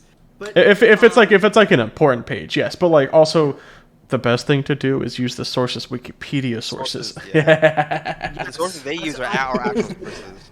Yeah. But Dota 2 was the first example of the Battle Pass concept. Yeah, Dota 2's Battle Pass has always been super good. They called it the Compendium. It provided unique in-game content and other features for those who purchased it, with 25% of all revenue going to a prize pool for this event. That was for the internationals. That's their big Dota 2. Like, it's the equivalent of like the League event. That was that was the only game that was doing it, right? Fortnite popularized it because Fortnite originally had loot boxes, and then there was like a big critique about like what loot boxes do to the human's mind because it's like gambling. I think it was EA Star Wars did that. I think EA Star Wars, like unironically, Battlefront 2 probably saved a lot of gaming with like with how bad they fucked up loot boxes. It scared enough companies to like want to transition away. Well, because also how many times they went. Because they went to court multiple times, and I think they lost. I was reading Epic went to court over it too. Yeah. Over the Fortnite loot boxes, and they did lose. But what they had to do was they had to disclose the odds of getting things, and they had to make them like pseudo see-through to like so you know if you're gonna get an epic item or like a rare item or something. And then Epic decided to go the Battle Pass way, and then when they did that, that changed a lot of games. Like everyone kind of copied them. It's essentially like EXP and leveling that's tied behind some like wallet purchases. Personally, I think that Epic found another way to do something manipulative to the mind with the end dates on the battle passes. It's the same type of way to trick you into want to play. The reason why there was an end date on the Dota one was because the proceeds went to a prize pool for an event. Oh yeah, it was a big gaming. It was like a literal gaming event, like a tournament. That's why there was an end date on the battle pass for Dota. Like it makes sense. Point two. Like there weren't big game sponsors that do these big events at that time. So like, how could they make the money? So that made sense. But now we have big prize pools, and well, maybe not as much now because COVID and everything is slowing down, and people seeing the esports scene is a little bit not as great as they thought it was. But you know, and now they have people to do it. And Halo Infinite is credited on the Wikipedia page as the first game to include a non-expiring battle pass. To eliminate the impact of FOMO. I don't know why that's in the article. They should fear of missing out. No, that's literally the psychological thing battle passes do. It's fear of missing out. Like literally, we'll talk about Destiny 2 because I think I've played the most of the three of us. The way Destiny does its battle pass, it's honestly pretty cheap. It's $10 for like 3 to 6 months. And do you have to own though the expansion? You do not. Yeah. Okay. So basically, it's really weird the way they fucking divvy up and price stuff. So expansions, just essentially, they don't even give you the planet. They kind of give you the main storyline on that planet, the raid and the dungeon, which kind of rolls back into the drama for the new one. I briefly read that game, but Joey knows that I become a bad human being when I talk about Destiny. So I did not talk about Destiny. So dungeons, so dungeons in Destiny are like actually very complex sort of levels that have a lot of hardcore puzzles the game doesn't tell you. Like you have to pick up mechanics. And one of the dungeons in the tower, it's called Prophecy. The whole mechanic is you having to kill enemies, and like you have to kill them in the darkness or light, and they drop coins. And once you pick up, I think 5, you can then dispel a ring, and then that will open a door or let you do damage to a boss or something. And so there's a bunch of different stuff. There's like cool rainbows, like a lot of cool custom asset and art, and it's like they're all very fun and very well designed. It give you really good rewards out of them. But what they're doing in Witch Queen is they're charging you extra. Like I think it's like $10 a dungeon or something. I read that may be wrong, but that sounds fucking ridiculous. Bungie's excuses. We're independent now. We don't have a publisher. Yes, they've been using that a lot recently. It's bad because there's so many people who play Destiny. It's like Destiny is not a niche game. Mm-hmm. Millions of people play this game. Yeah. And millions of people buy that DLC. Like I know, like I think maybe they have an employee problem where they have too many people getting paid too high, or one person gets paid too much.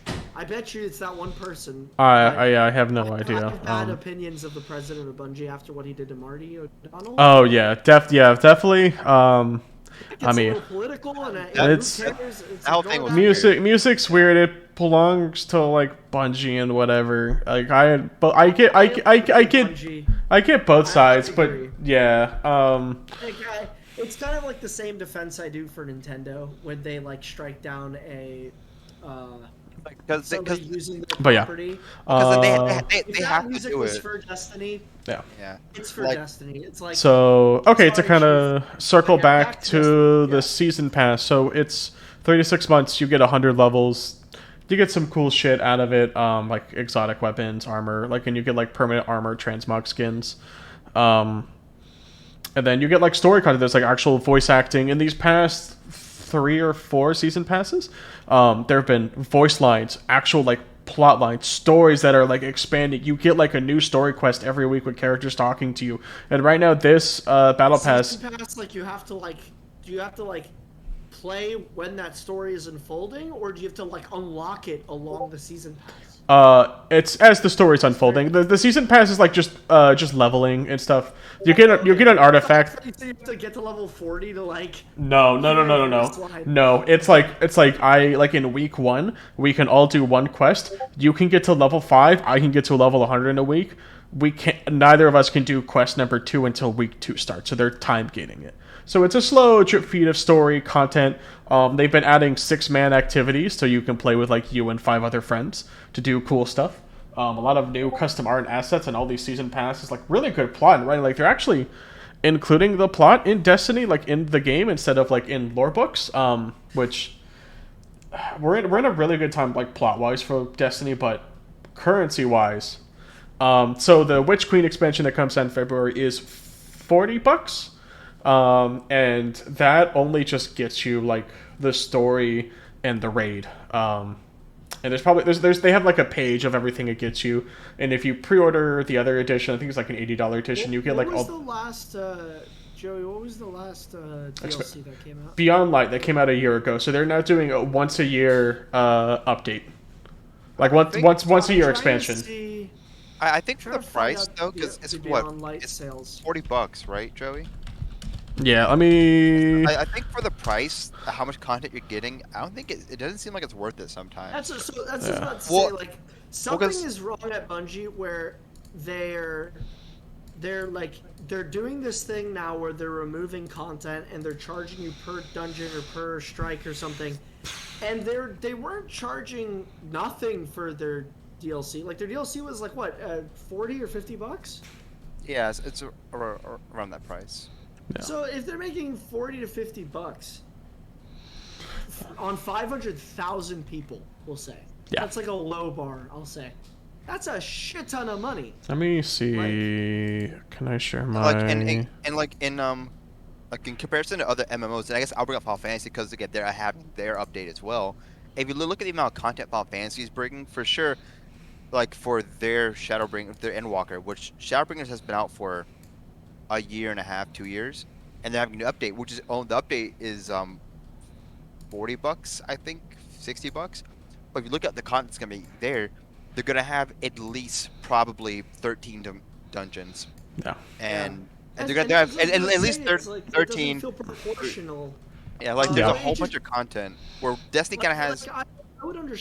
I'd understand if they were nickel and diming people, if there just weren't that many sales either. But I'm reading an article right here that Beyond Light is the top 2 selling games on Steam when it came out. Like it's no, they pull in a lot of money, and they're actually getting rid of DLC that's currently in the game right now. Right? For Forsaken, that was like maybe 3 or so years ago. They excuse Marcel so that they can focus on optimizing the content that's currently in rotation. I mean, it's. Listen, all I'm saying is, why isn't there a ping system? They have all this money.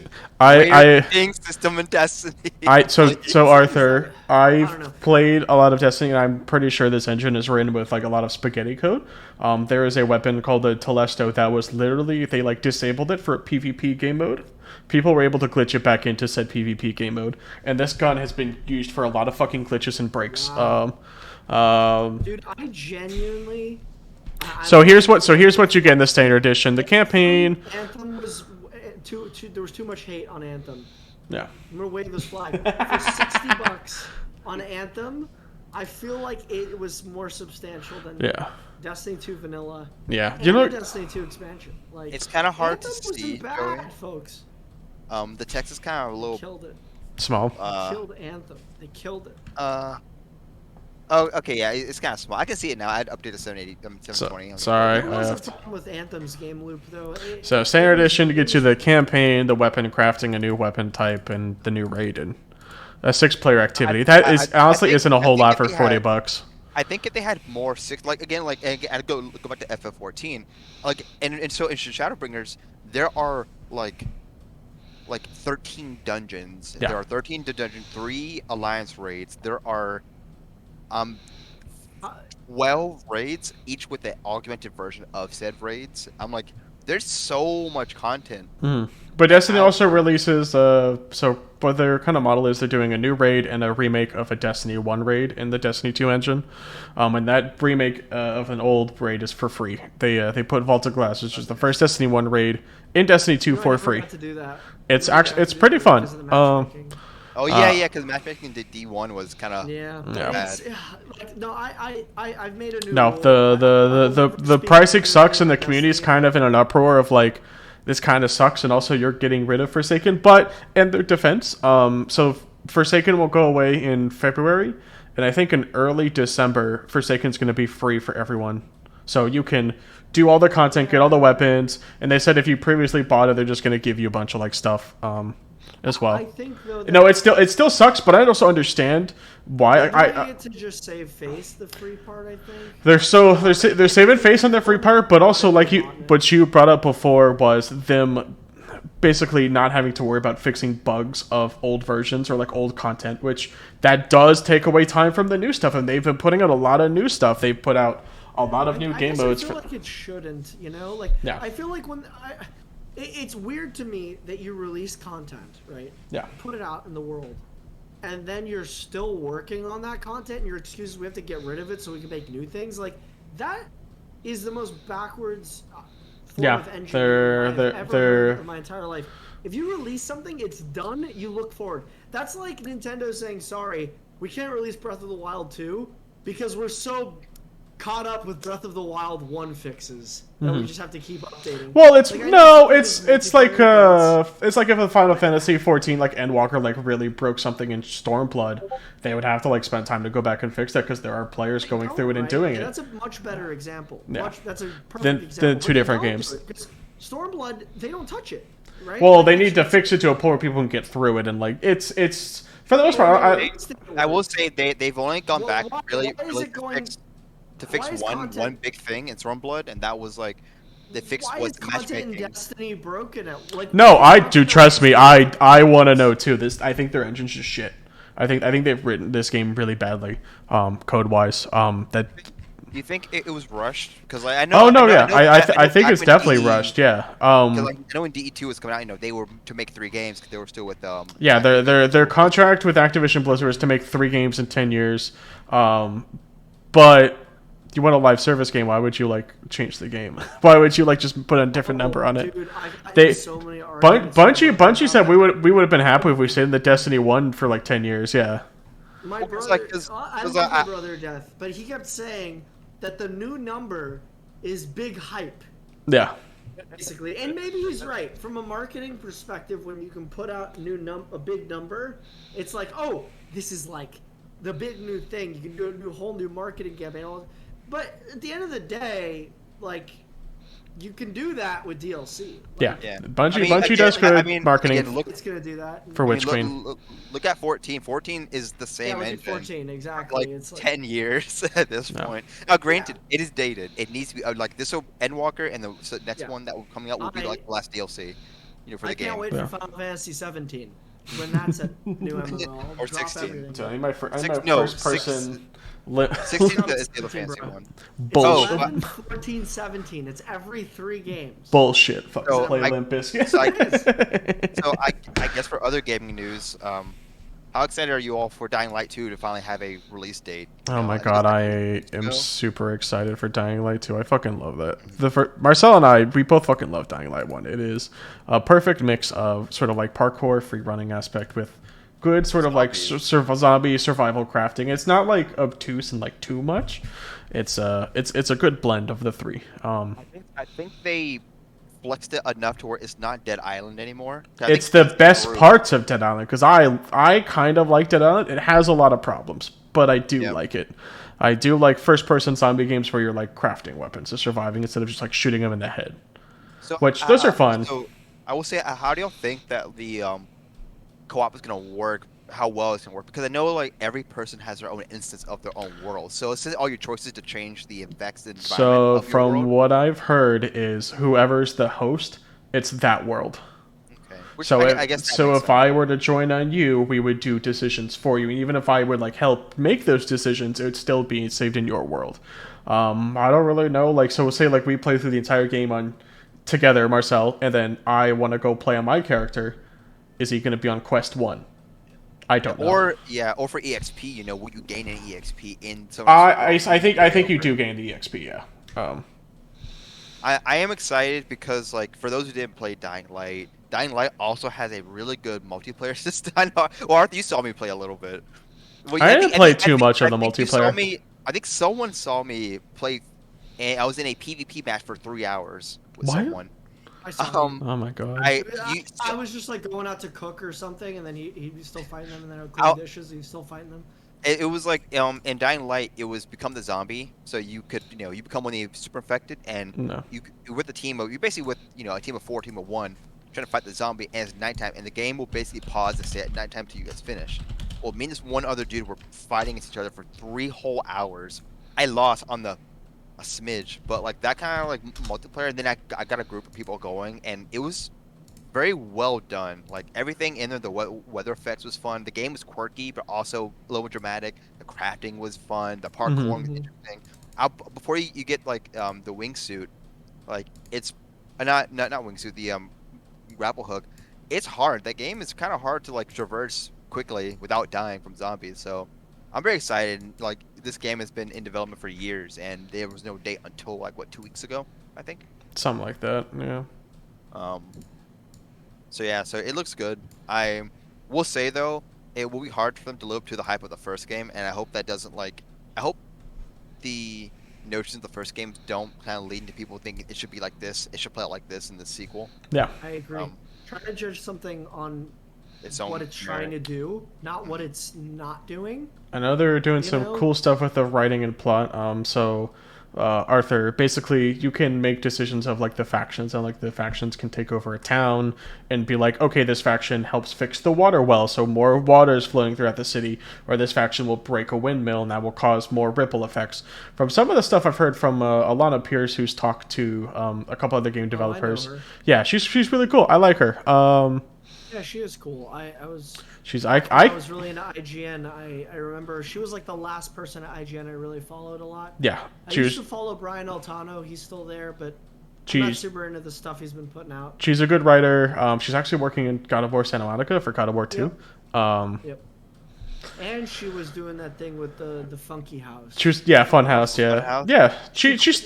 Yeah, she quit, but she still shows up like every once in a while. So a lot of the people that have like quit, like Bruce and Alana, they do appear in quite a few number of episodes, like every week. But off topic. She's like, she's younger than us, right? I think so. Yeah. No, she is. That's like confirmed. She's like 25. I feel old. I feel like a child. She looks like a I woman. feel old, yeah. but also not old enough. Yeah. I feel young, but also like my knees hurt. She's either 25 or 26, but I remember being shocked that I was that close to her. Yeah, people I watch, I'm like, oh, these people are adults with their shit together, and I'm like, she's always kind of given off like an adult vibe to Yeah. me, just because I think she was on IGN like talking about stuff. Oh, yeah. Like, she's my age, like working. and in my head, she's like looks like older, maybe like 27 or something. Yeah. She's really 28, which I'm about to be 27. Fuck. She doesn't really look old. She's not like an old I'm looking. 27. I am 27. I have gray hairs everywhere Yeah. now. But no, Dying Light 2 looks pretty good. Yeah, and so there's some like dynamic like story stuff that's going through that. It's like some pretty like groundbreaking stuff. We'll see if that like sticks through it. She's 28, so she's your guys' age. Okay, so I was literally right. She is 28. Okay. Yeah. You guys are 28, right? 26. I'm 27. Oh. I am. Oh, I'm Joey, 27. you're young. Yeah. Yeah, Joey's I a am. young boy. I'll be 27 in like a month. Like actually, We're close 2 in weeks? age. 2 weeks? Like, She's 93. She's relatively our age, and she's done a ton. She's like a very successful human being. Yeah. Oh yeah. More than us. No. Babies, No, Joey. I see your we're screen. successful in our own way. Yeah, Okay, yeah. Just keep growing, fellas. Hell yeah, keep growing. Don't But, lose your yeah, way. I know. Oh, there's something else I want to bring up for gaming news. We already know, we have release dates for other games too. We know Horizon 2 is coming out in February. Mm-hmm. I wonder, because that game is gonna be on PS4 and PS5. How well do you think it's gonna run on the PS4? Like, I like, honestly, at this point, they should stop releasing games on the old hardware because it's taking development time and resources that they could be working on the new shit. That it does. When people tell me though that it makes the next gen version weaker, I'm like, you don't understand game development. Like most things that affect frame rate aren't like higher resolution textures and things like that. It's usually like if you put a game on the previous gen console, you usually just like make it so like less things appear in front of them. You make it so that the ambient occlusion, like the Like having to worry about memory space stuff, drop like the resolution, yeah. you drop the frame rate. That is like 90% of what the PS5 increases. It's just like how many things you see, how much foliage. It's like core gameplay is not going to be worse on the PS4 version. No. It's just going to be like, because you know, but I mean, it's I think it should run okay, but it's like they are designing it with the PS5 in mind for sure. yeah. Mm-hmm. And I know that is gonna be a big thing of like this game is meant to be. It's like this God is of the War 4, PS5. not 4, the new God of War, whatever it's called. Yeah, Ragnarok, yeah. Ragnarok is also coming out on PS4. Yeah. Well, and Miles Morales, I think, Uh, on PS4 as well. Yeah. This is all because I bet you the well, also PS5 we're is not just we're marketing to people. well, PlayStation 4, PlayStation 5, Xbox One, Xbox Series X are still using x86 architecture, which is basically what PC runs on. So, right? They're not running any like the weird custom funky shit anymore. Well, they're not custom, but it's not x86. Pretty sure. PS5?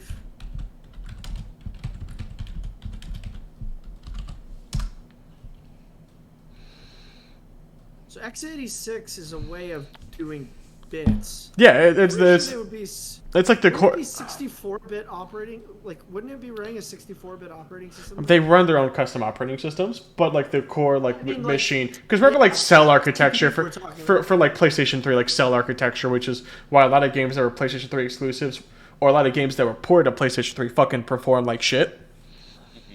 Because it's just yeah, very high level like fucking programming shit. I guess maybe I just have a misunderstanding of when people say x86 because like when I hear x86 architecture, I hear that their CPUs can only handle 32 bits. No, I'm thinking like it's like an API like Viper or whatever, like how it talks to the hardware. Because you guys ever like when you're downloading updates for things, there's always an x86.exe and then there's a x64.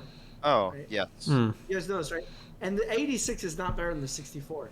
You should always download the 64 version. Okay. x86 stands for 32 bits. Why is that? It runs.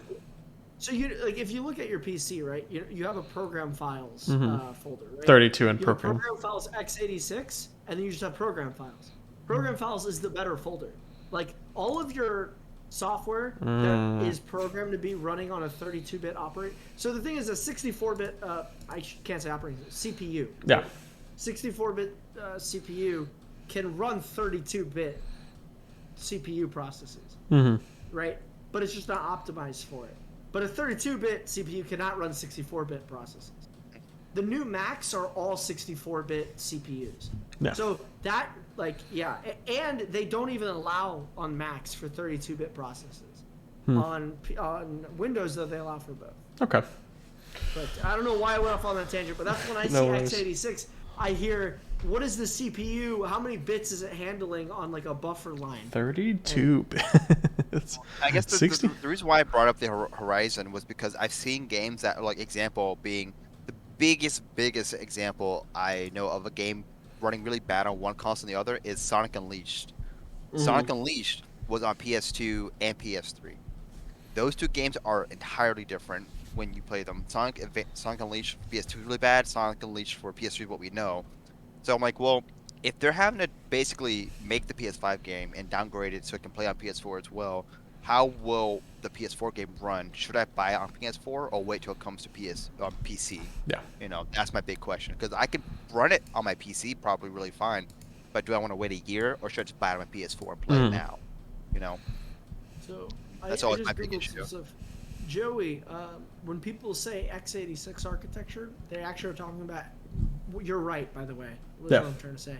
They're talking about x86/64. It's just the 64 part. They don't finish the sentence. Got it. Yeah, so they're basically running on PC architecture. Because I know and PCs run that CPU architecture style where it can handle both 32-bit and 64-bit. Because I know in the previous console generations, that's why a lot of stuff had like weird porting stuff or takes a while because everyone had their own stuff like they designed from scratch to work for gaming.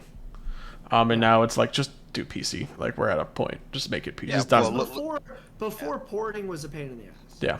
Because you had to actually process the information through the CPU in a different way. Mm-hmm. And because that's when you say architecture, it's predominantly talking about the CPU and how the porting bits, and it's fucked up. If that's why NES and Genesis games, they basically had to recreate them from scratch.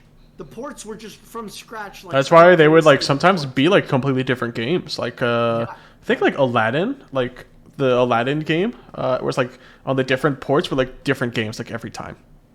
Yeah, and that's why sometimes they opted to actually just make a different game because like Castlevania Bloodlines was probably this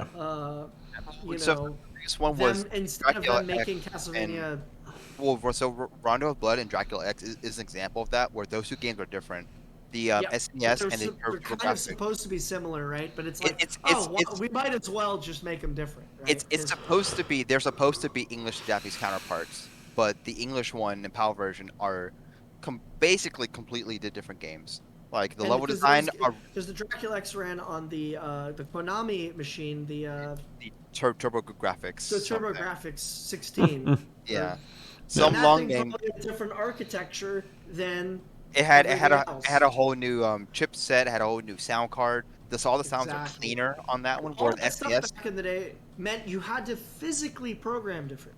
Yeah. Because the one cool thing I really liked about that graduate school I went to was like one of our professors. He was a real old school programmer. He just retired, and so he would tell us all these stories, and we had to like one of our assignments was to program a game in assembly. Yeah. And I now understand why. Like the thing I programmed on was basically like a Genesis, like the exact assembly language that Genesis is interpreted code as. So theoretically, my code could work on a Genesis. Mm-hmm. But if I wanted to do an NES port, I can't just take my code and change a couple of things. I had to write the way information is interpreted and transferred differently, you know? Because at the end of the day, what video games are is like you're opening textures, you're putting textures, you're moving texture, you're doing some math, you know? Yeah. But it's like, game consoles back in the day came with manuals that said, this is how you make game. I miss game manuals. They put lore and shit in it. I found one for the N64. It was super cool. And they talk about like how to access this GPU on the N64, how to access this CPU, how to access this memory thing, how to access, and it's like very specific, and it gives you the instruction and like what you do with the instruction, you know. And like nowadays, it's like when you teach a programmer how to be a programmer, it's like you just teach them Python or C++ or Java, and then they kind of can figure it all out. They can kind of Google it. Yeah. But like back in the day, dude, it's like no language was good because there's too many. We are now. Depending on whatever machine you were touching, it's like learn a new language. Here you go. Yeah. It's like there's no. Why? How the hell are we talking about this? I don't know. We're into hardware boys, because you and I fucking actually code for a living, so we like have a good understanding of hardware. If you need me to tell you about the weather, I can tell you about the weather. Hell yes. I don't code. I need a Florida man weather update. Perfect. It's cold. Yeah, it's gonna get fucking cold. Dude, I can't wait. We finally got a bunch of rain yesterday. Some stuff came through, which is what we needed. Yeah. Because man, my front yard looking kind of rough. But no, Joey, did you want to talk about Game Pass stuff, or were you going to do Halo stuff? We could talk about Halo movies, and then we can finish off with the Game Pass homework section. So, for this is kind of like the gimmick of the podcast. I think we all kind of have Game Pass on PC. We're gonna like recommend games that we like play to someone. Try to play before the next podcast releases. And we'll talk about it. We'll have a break of like played it, how far we got, what we liked, what we didn't like. Or reminded us of other games. Maybe games we'll play together. Because there's like some other games like A Way Out has to be co-op, so that's fun to play. And then I think we were talking about what's that third-person shooter? Outsiders. Outriders. Yeah, Outriders. Yeah, that'd be a fun game to play together or something. Because yeah, Game Pass is cool. Got new games come in and out. I probably own a good chunk of these games that like already on. Oh, no, the only game we can't play is Grounded. I cannot play Grounded with you all. What? Oh, I mean, you could do the spider filter. There's one that makes it a ball. Literally just like it doesn't matter. Even when Arthur was there, I still threw my mouse and said I Alt F4 the. Can you not? Have you played Deep Rock Galactic? There's like bugs in that one. Well, so I think comes from realistic spiders, not fancy. Like high fancy stuff. Move really, really cool in that game. Like they really did get the spider movement down. Oh, so they do like an actual like very fast. Yeah, there's some like cool game developers that do like stuff where like the spider like movements is like actually accurate of like where it would place itself and not just like wherever the little arms move. Arthur got chased by two wolf spiders in that game, and then it jumped in our house, and then I left. I just left the game. That's yeah. Why is Halo Wars 2 twice on Game Pass? Okay, but yeah, Halo news. So yesterday they shut off some gameplay for the Halo single player. It looks pretty fucking good. Give me a second. I think I could pull it up and figure out a way to have it so we could all watch it at the same time. So what's interesting? This is interesting, Joey. I'll send it to you. Mm-hmm. This is about the Switch thing. Yeah. There's a lot of problems, but people are saying Super Mario 64 actually looks better on their emulator. Oh, really? Than the bundle, the 3D bundle? Yeah. So I guess there's some good. Yeah. Oh, and Mario also says "So long, gay Bowser." Oh hell yes! In this one, because it's just the ROM. Yeah. Of the original N64 game. Mm-hmm. Didn't they make a DS or 3DS version of 64? Yeah, there is. You have different hats where you can turn into like people. Then really? Yeah. 64? Yeah, it was 64. Luigi and Yoshi, I remember, and Waluigi for some reason. They love putting him in Wario. stuff and not using him. Show. I see you two have the origin thing on your computer, Joey. What did you send me, Arthur? Oh, that. Okay. Video. Sorry, I want to open our stream. Watch out. I want to figure out. Can I just? I don't want to like. While you're getting set up, I'm gonna go grab some water. All okay. right. It's been an hour. It's been an hour and a half. I'm thirsty. Hmm. So I'll be right back. I wish I could hide this. All right, we'll do a quick bathroom break. I'll have to look up some guides on how to like hide some stuff like sharing screen. I don't poop for nothing, dude. Hell yeah. Okay, actually, I'll make some food though. Yeah, quick bathroom break. We'll be right back. Did you put a "We'll be right back" up screen? I have a be right back screen somewhere. Do it. Oh, a lot of my stuff. I like that you're Twitch streaming it. Yeah.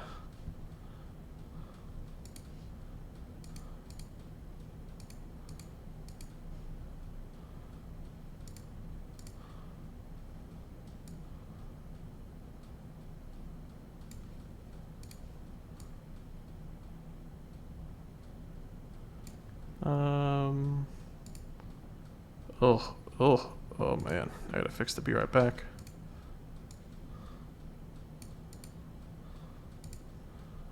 Yeah, better look good. Transform. Oh, I see the birds. Yeah. They look good. No, widgets are fine. Media share, media source. I don't know why the media source transform got fucked up.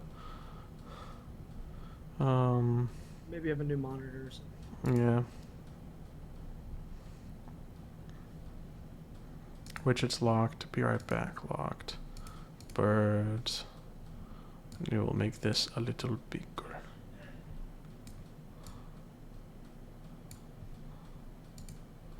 There we go.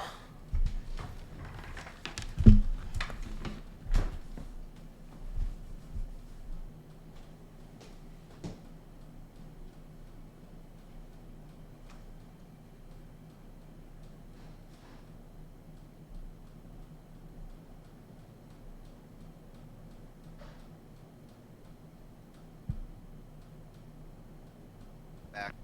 Got water and a snack. I'm gonna start cooking. Hold up.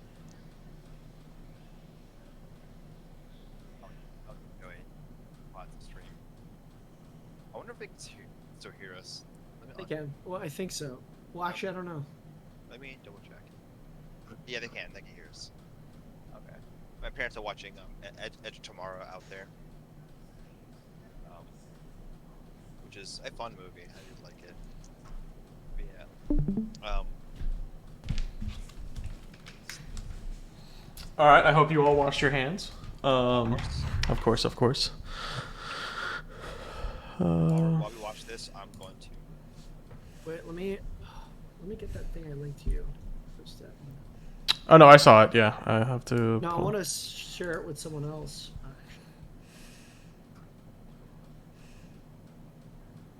Emilio got the Switch Online. Yep. And podcast page. We're just gonna make this big and disable the topic for a little bit. Transform. Fit screen. Ugh. No. Undo. Someone say cringe, Joey. That is cringe. What is cringe?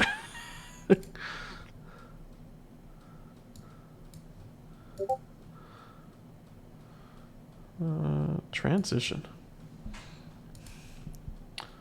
Alright, yeah, dude, we're gonna show the Halo single player. Try to show off some of the story stuff of the cool new world. Since the beginning, Halo was about Master Chief and Cortana, partners protecting humanity. But that is now a distant memory. Humanity is fighting for survival. The Banished have risen, defeated our heroes, and taken control of the mysterious Zeta Halo. We need a savior. We need hope. We need Spartan 117, Master Chief. Master Beef. We have a new mission, soldier. What is it? What's down there? I really like this trailer. Yeah. A weapon? How many guns do you need? It just looks so, like, the gear that they put working on this is insane. Like, it's just crazy amount of work. Because when they first showed it, I remember some people were defending the look. I thought it looked horrible. I thought it looked horrible too. No, yeah. I think we talked about it when the E3 2 years ago or whatever year ago. Like, someone who will go unnamed. Their In the argument biggest was, campaign oh, to they're date, trying to make it Halo look like Infinite Halo invites CE, players so it's to the become Master untextured Chief look is and on discover purpose. true Spartan And I'm like, freedom no. in the most wild It's No, and it adventure physically looked like there was like the lighting was not hitting the gun right. No, yeah, they look like plastic toys, which they still kind of do, but it's a lot better. Like, I don't know, I think that idea is just still stuck in my head of like, these look like toys and not... It's been 6 months. I think it looks much better. Following the events of Halo Especially the 5. brutes. Yeah. Brutes that they showed Brutes were look a lot better. Yeah, a lot more She looks shadowing and awesome. textures, yeah. What happened to Cortana? Purple girl, she looks I great. was created to lock down Cortana. And it's good that they made her but I don't purple know so she why. like stands out. So more. different from, yeah, from the weapon, What whatever. did she do that was so wrong?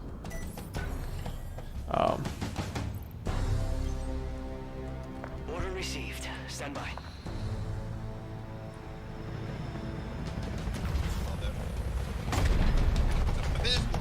Oh, yeah. Yeah. The answer I like is that somewhere on insinuation Zeta that Halo. it's just that A thick. damaged No, yeah. They don't mind wonder, dropping it. mystery, Like, it's lore accurate that, like, warthogs are dropped from space and, like, most of them will survive.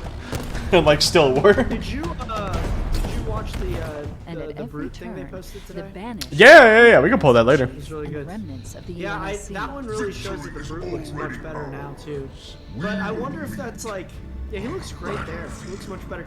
I The feel like banished that ending army is monologue spread that across they the did for surface, him in that first building campaign reveal fearsome also he looked weaker. strongholds and Yeah. outposts Also, with I no like one to this stop them. insinuation that there's like a Spartan killer.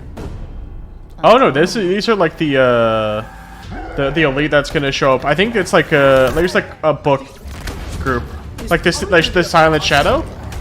Yeah. I'm hoping he's a boss that like you From the can't beginning kill. of the Like, Halo he just, saga, like, disappears Master and Chief like, has he's just been a constantly hunting you hero, down on ready Zeta to Halo. fight. I like the and brutes are mostly naked but still have some hair, kind of like Halo 3 brutes, were mostly naked but still had hair. Because in Halo 2 they were just monkeys, gorillas. Also, this is fucking great. Don't worry, I have you. And then jumps off the cliff. It's a friend. It isn't. I love the weapon. She's like, what if it's a friend? We can make friends. Yeah, she's very naive. Yeah. Health bars in Halo. I still don't know how I feel about it. I wish I could maybe like disable it. More freedom than ever before. What if there's to what if take it's the down final banished health any way upgrade? they choose. No. Because like they're about to show off a ton of upgrades, Joe. Yeah. Oh yeah, they are. So yeah, it's Halo Infinite open world. What if it's the final upgrade for like your health? Oh, to like see their health stuff? No, like the final, like if you Ever keep going before, down the to health take tree down the and banished upgrading any Master way they Chief, choose. the final thing is you just don't have Banished health anymore. facility. Oh. Like No. Halo 3. Kind of salvage They operation. could do that. Yeah. What do we do? I mean, in the The multiplayer is no down. health. the health, you have a health bar. Permanently. Out No, I don't think so. Yeah, no, you had a bar for the shield, but if you turn it back as well. Yeah, that's what I'm talking. When I talk about health, I'm saying something that doesn't reach you. Oh, Like Halo 1 and Halo 3 ODST and Halo Reach.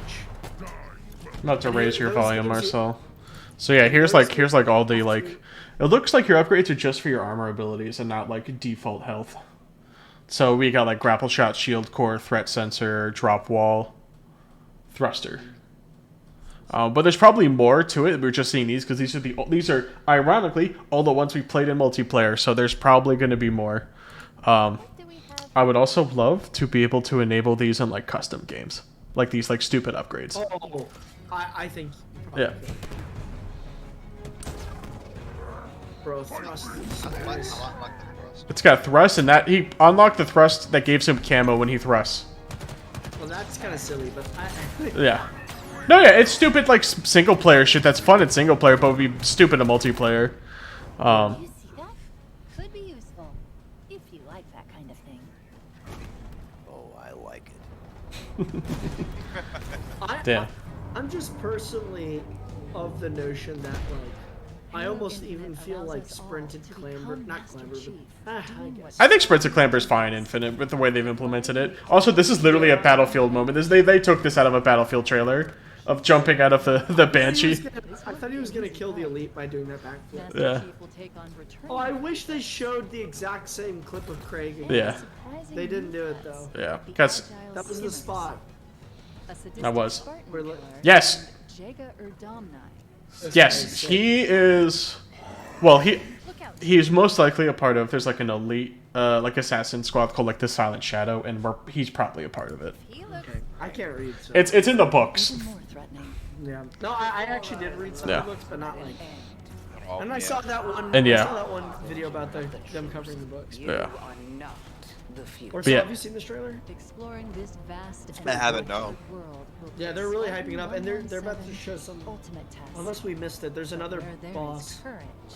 They've established that there's like a couple of different threats on the planet. Yes, Like that elite, it's there's this. the brutes. It's. Like I'm rewinding it. I'm rewinding it to. The mage show- girl, right? Yeah. Did Made they the shoot- main person? did they- this thing. Threatening. Yeah. So I don't know. She. It's very 343. She like she Promethean. could be Promethean. She could be so the prophets, the reason they're in those chairs is because of gravity deprivations, but there are some prophets that are still like tall and like can float around, so maybe she's Okay, like that's a prophet. maybe she's a prophet, maybe she's another alien.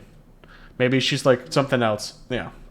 I'm down. Her stuff is like the lies of the forerunners. So that also ties back into like the religious aspect of the covenant.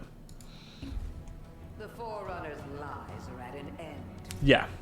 I am the harbinger. Yeah, she's got like, Teleporting looks very Forerunner to me. She's- Not Forerunner, Promethean. You know? yeah, she's got like blinking and stuff.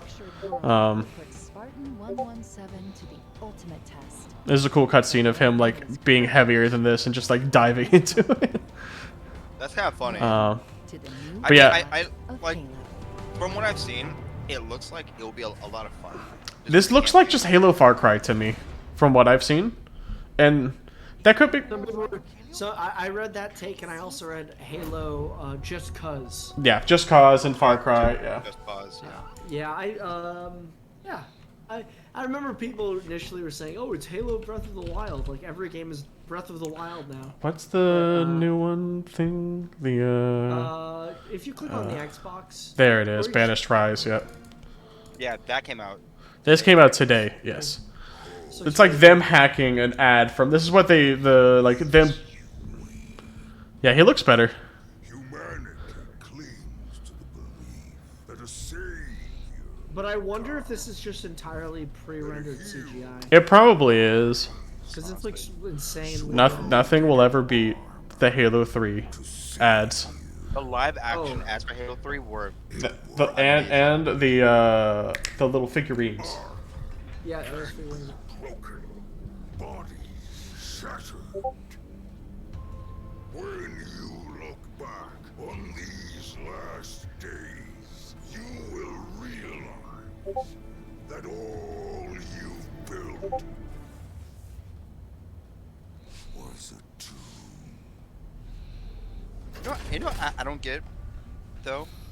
That the Earth has had all this time now with Covenant tech, and they're always getting their asses kicked. Just No, Earth for the longest time didn't have a lot of Covenant tech. Like the Covenant, basically they had the advantage of like a lot of their planets had Forerunner technology, so they had a head start, worshipped it, revered it, but were able to like make it their own technology. Humans were basically, we might have found some like artifacts, but nothing to the scale the Covenant had, and that's why we got our ass kicked.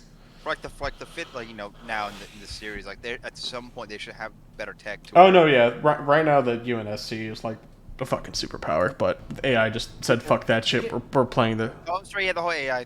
I forgot. I'm sorry, I didn't play 5. The vibe is that Cortana turned on the Halo ring, right? Yeah. I don't know if she turned it on. We don't know. Yeah. Because if you do the Halo 5 Legendary ending, do you want to say it or have you done? No, yeah, you could say no. I know she like activates one, like turns it on, but I don't know if like fires it. Okay, she's whistling and Yeah. it's turning on.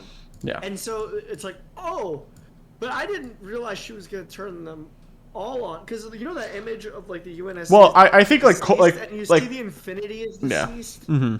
Like Cold And War it's like- stuff. She's like showing like I'm in charge of the Halos. You're gonna fucking listen to me, or I'm gonna start Yeah, but- firing some shit. I'm talking about that Halo Infinite trailer for the campaign. There's a part where Master Chief is in a room, and they're showing off like a map of the galaxy, Yeah. right? And everything is deceased. Like the entire UNSC is deceased. I think that's just like their battle fleet around Zeta Halo, like because they lost the war. Okay. So when Is Zeta Halo the Halo that we're on, Cortana was on at the end of Halo 5? I think so. We're not sure. Okay, and I think that's why we're coming here. We're trying to like get The- the GF back. yeah, this is a very important ring. It's got like lore book shit in it. The Banisher here, because a lot of Banisher still on the Ark, where Atriox is, because he's still alive at the end of Halo Wars 2. Not a whole lot happens plot-wise in Halo Wars 2, just sets up characters and kill anyone. In Halo Wars 2, I remember at the end that there is a Guardian. Yep, one of the female scientists is like, okay, I'm going to essentially have the Ark transport a Halo ring, because basically the Ark builds rings and teleports them to where they're supposed to be in case of a flood outbreak. And they were essentially hacking it so they can get to like an Earth planet and like get a signal to like reach and whatever and tell them like, hey, we're on the Ark, please come help us. Our ship doesn't have a warp drive. And then a Guardian essentially hijacks that process. So we don't know where that is. She'll probably play a part. Because I think it's going to replace one of the rings we broke in like Halo 1 or Halo 2. That's the whole point of the Ark. But yeah. I'm a little concerned on the outpost attacking. I think it's very Far Cry-esque, and the Far Cry formula is kind of stale. I think they'll do some stuff to mix it up, but that's a slight fear I have. It'll be fine. I think that's not actually the core gameplay of the. Yeah, I hope it isn't. Everyone is like every blog and Reddit post I've seen. I read that stuff and they seem to just be like insinuating that because it was shown in the campaign trailer, that's the core game loop. Mm-hmm. I think the core game loop is still going to be Halo missions. Oh, I think it will be too. I think that the way they've probably designed it is like they basically took all 10 Halo missions and just connected them with an overworld. And maybe you can trigger them. Wait, so you think it's like ODST? Because ODST runs like that. ODST is like an overworld, but it pulls you out of the overworld to do story missions, which I also like that too, because you can do more unique stuff by ripping you out of like your set world of like, okay, we can now force it to be a different time of day or a different part. The other reason why I don't think it's going to be like Far Cry is because they've already said that there are points of no return in the storyline where you can't backtrack on Zeta Halo. Okay. The game is going to continue. Like so now I'm going to want to do all the outposts and all the skulls before I fucking do a story mission. Well, I don't think the overworld is as big as we think it is. No. There is There's going to be like hundreds of outposts like Far Cry just littering it. Yeah. I imagine that like there will be like less than 10 outposts. Maybe. We'll see. You know, but this is all hypothetical. I'll still have fun. It's still a good gameplay and core loop. Yeah. Oh, all right. Oh my God, how long have we been doing this? Has this been 2 hours? Almost 2 hours. Jesus Christ. Should probably. Get to the Game Pass stuff. Yeah, let's get to the Game Pass. Okay, I'm gonna change that. Well, Game Pass is for my podcast. Is Game Pass one word? No, it's actually 2.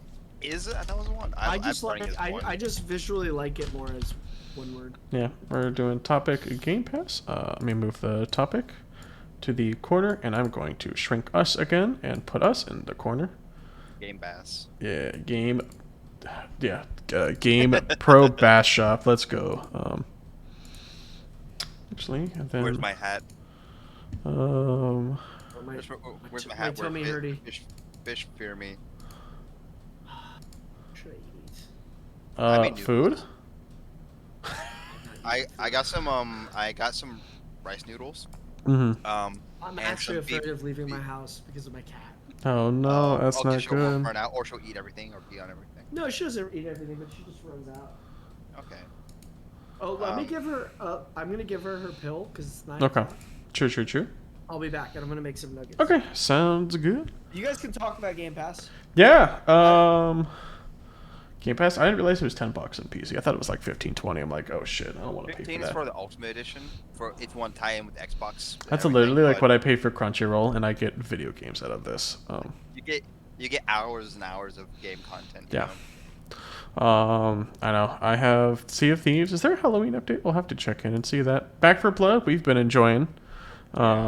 Pretty good. I think Back 4 Blood will be a better game in like a few months, maybe a year.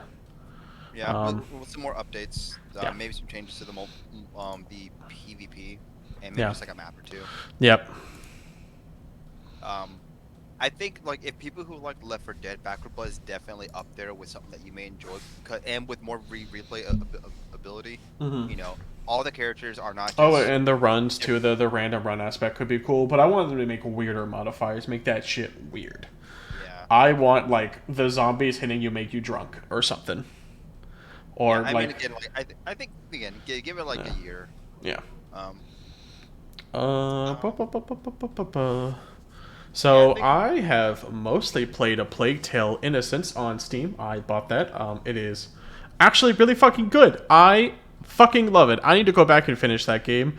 It is essentially you are the French during the Inquisition in a slightly alternate history timeline.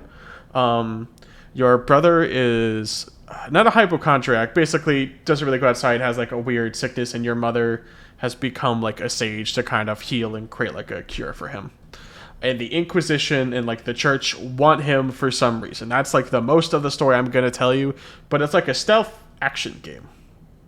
Not a whole lot of platforming. It's a decent amount of puzzles. A lot of stuff revolves around the rats and the light and getting around soldiers and stuff, because your character is like canonically weaker, like it is a teenage girl against soldiers in armor and swords.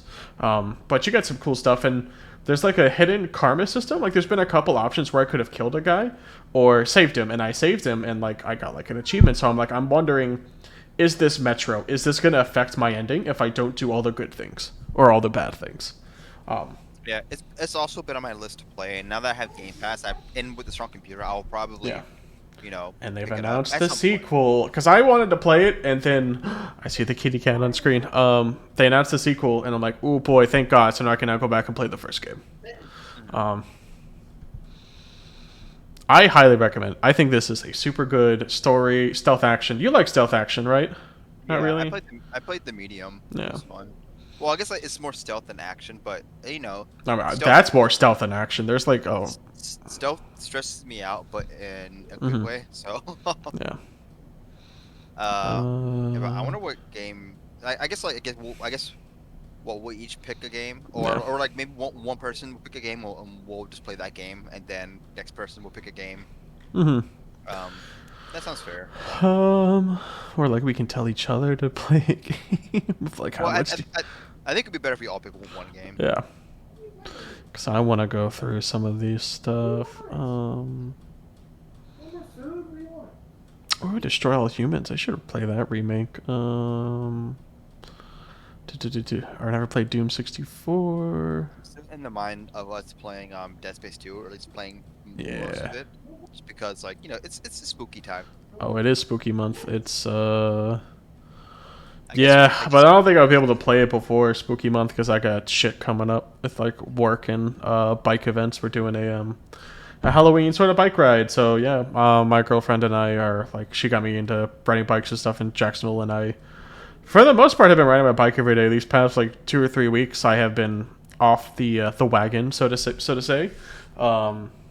Just work stress and a bunch of stuff, and but yeah, riding my bike has been really good exercise because I fucking hate running, but I like swimming and I like cardio, so bike is the best.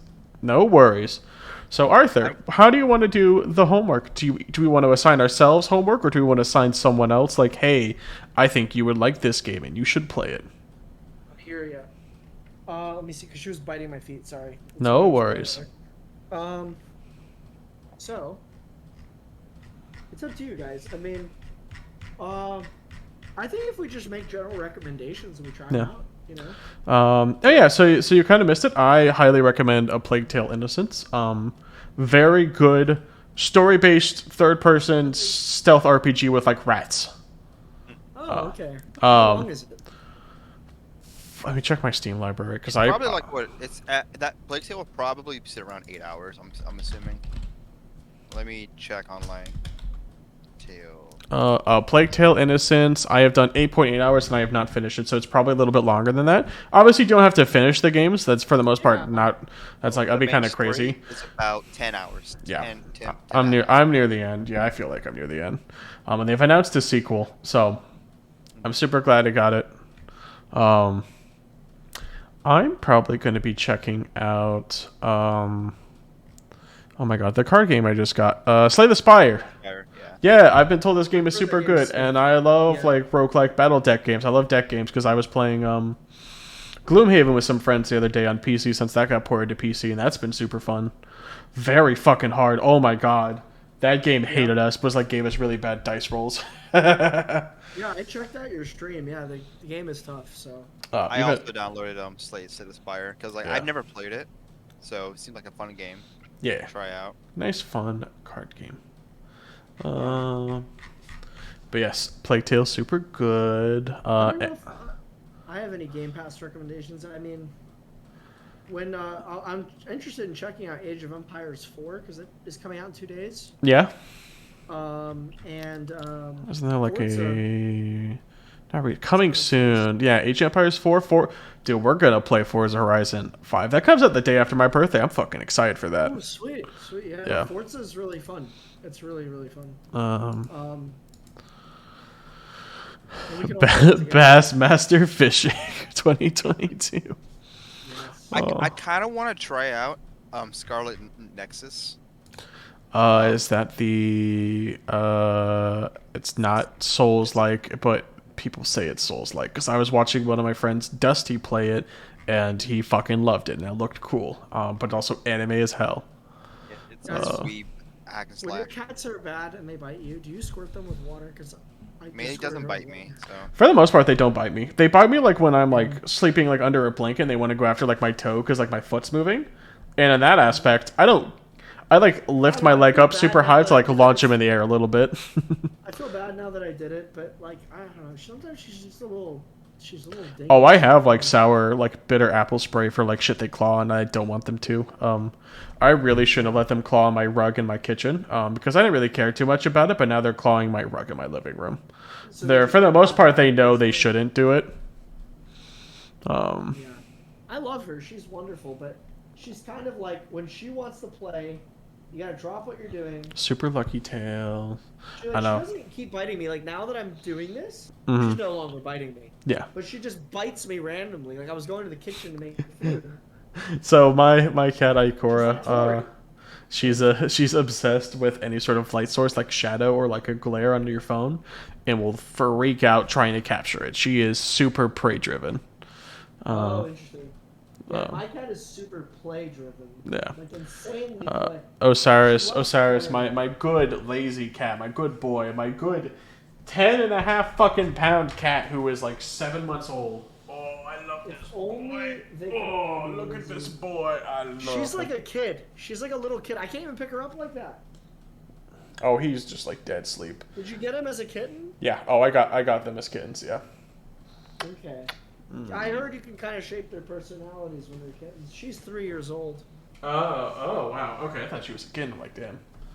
She's very small. She's 8 pounds. Wow. Yeah.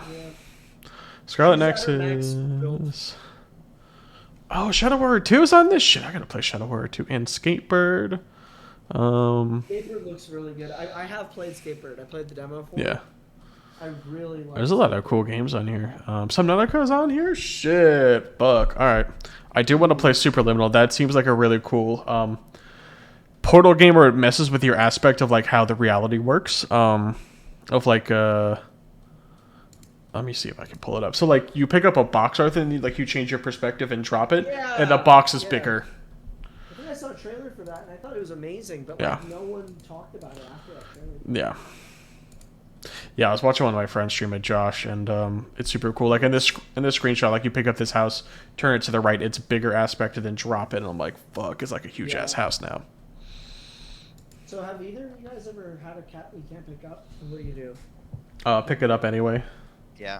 It's funny. She does attack me, right? Like she bites and she claws, but she never actually makes me bleed. Like she never bites down hard enough. She never cuts deep enough. My cats have made me bleed, but on accident, not like on purpose. It's just we play and like claw gets me, and I just go back and trim it. But yeah. How do you trim your cat's? Fingernail clippers. Yeah. Osiris. I bought a pair of scissors for. Nice. Oh my god, he's licking me right now. Osiris is super easy with his claws. Cat scissors. Joey. Ikora isn't.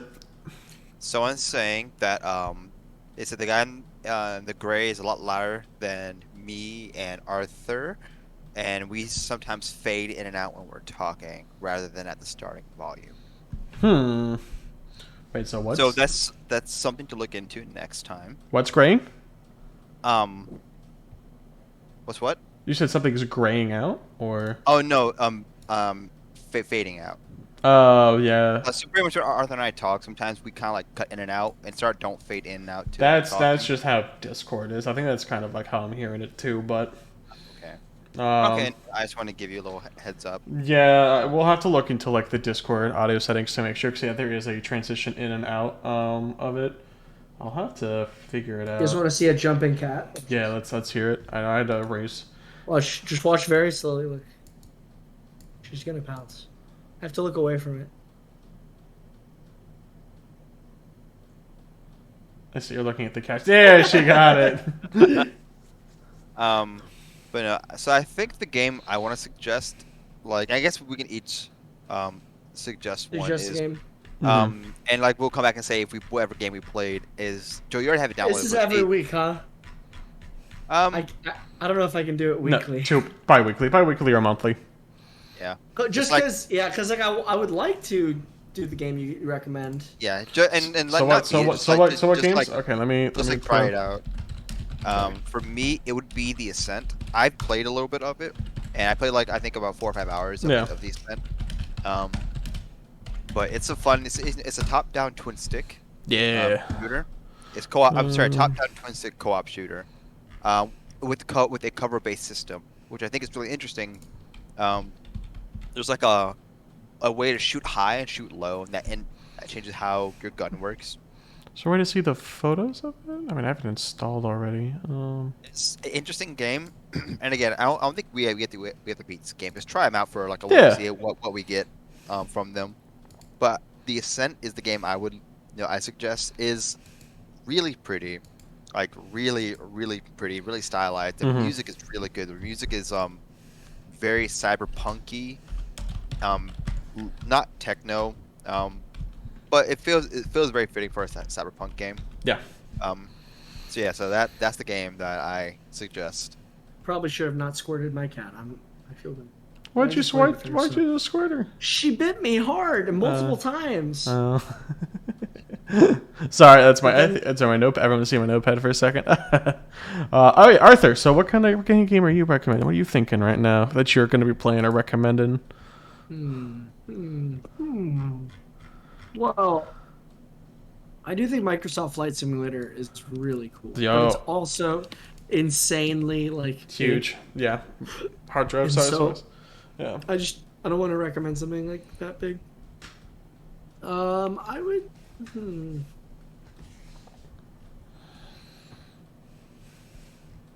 What about Bug I would Fables? say Bug Fables? Bug Fables looks cool. I have not played it, though. So, from what I've heard, you may love it, Arthur. It is literally... It's like Paper Mario? It's literally Paper Mario, but bugs. Yeah, I've heard that. Maybe I should try that out. But aren't I supposed to recommend a game to you guys? I mean, yeah, you can. Yeah. I mean, I'm just putting a game I'm playing. Yeah. We're going to play the Sim with Marcel. I'm playing Slay the Spire, and then... Yeah. I'll recommend Hellblade, Senua's Sacrifice. Yeah. Okay. And you have to play that game with headphones on. And if you can do that Windows Sonic thing, or if you have Dolby Atmos, do that. Because and you have to play that game with headphones. You can't not do it with headphones because there's a very important reasoning. Even the game when the title pops up, it's like, please play this game with headphones because it's intended to be played with headphones. You can't just listen to it from a TV. Your character experiences.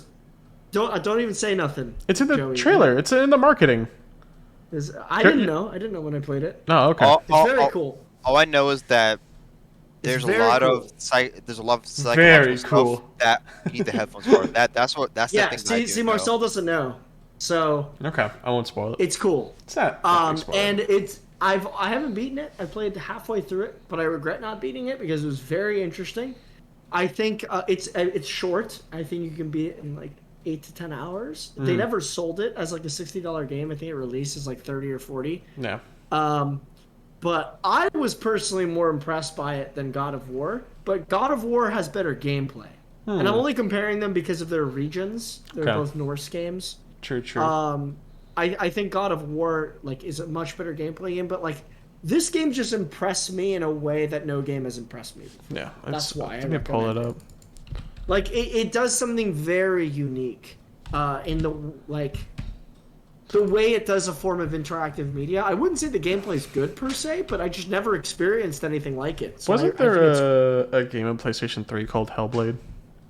Or it's yes, your girl and had well, you're not. It's not Hellblade. It was Heavenly Sword. Heavenly Sword. Yeah. I don't know why I get those confused.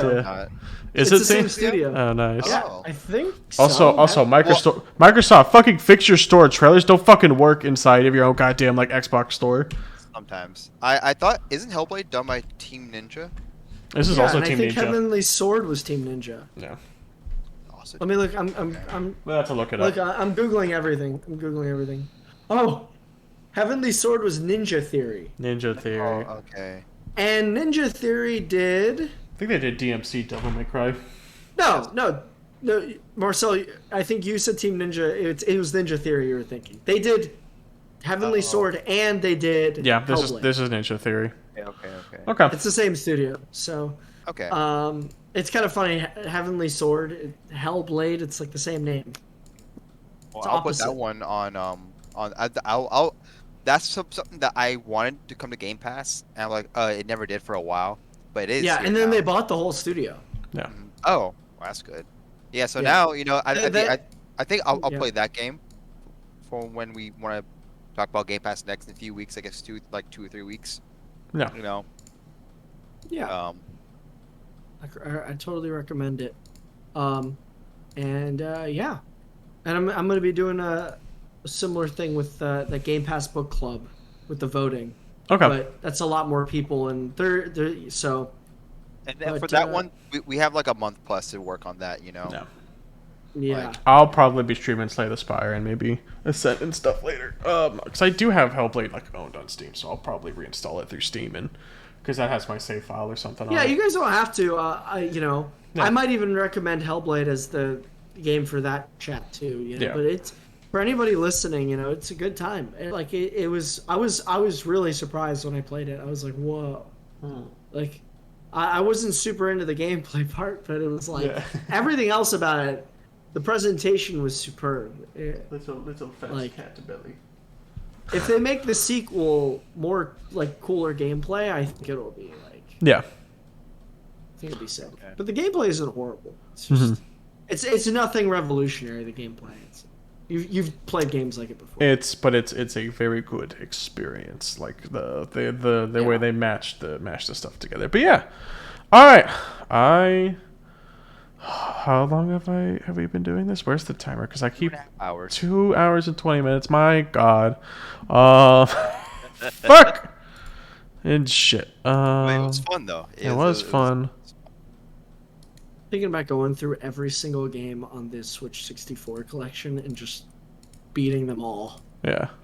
Rolling credits on all of them. Rip your time, you know. Probably. They look like 1 week games. Mario 64. In 1 week, I feel like that'd be aggravating. It's a weekend with that. I mean, hey, I've never actually played Mario 64. I played like for like 5 minutes. Yeah. And no more than that. It's a pretty good time. Kyle loves that game.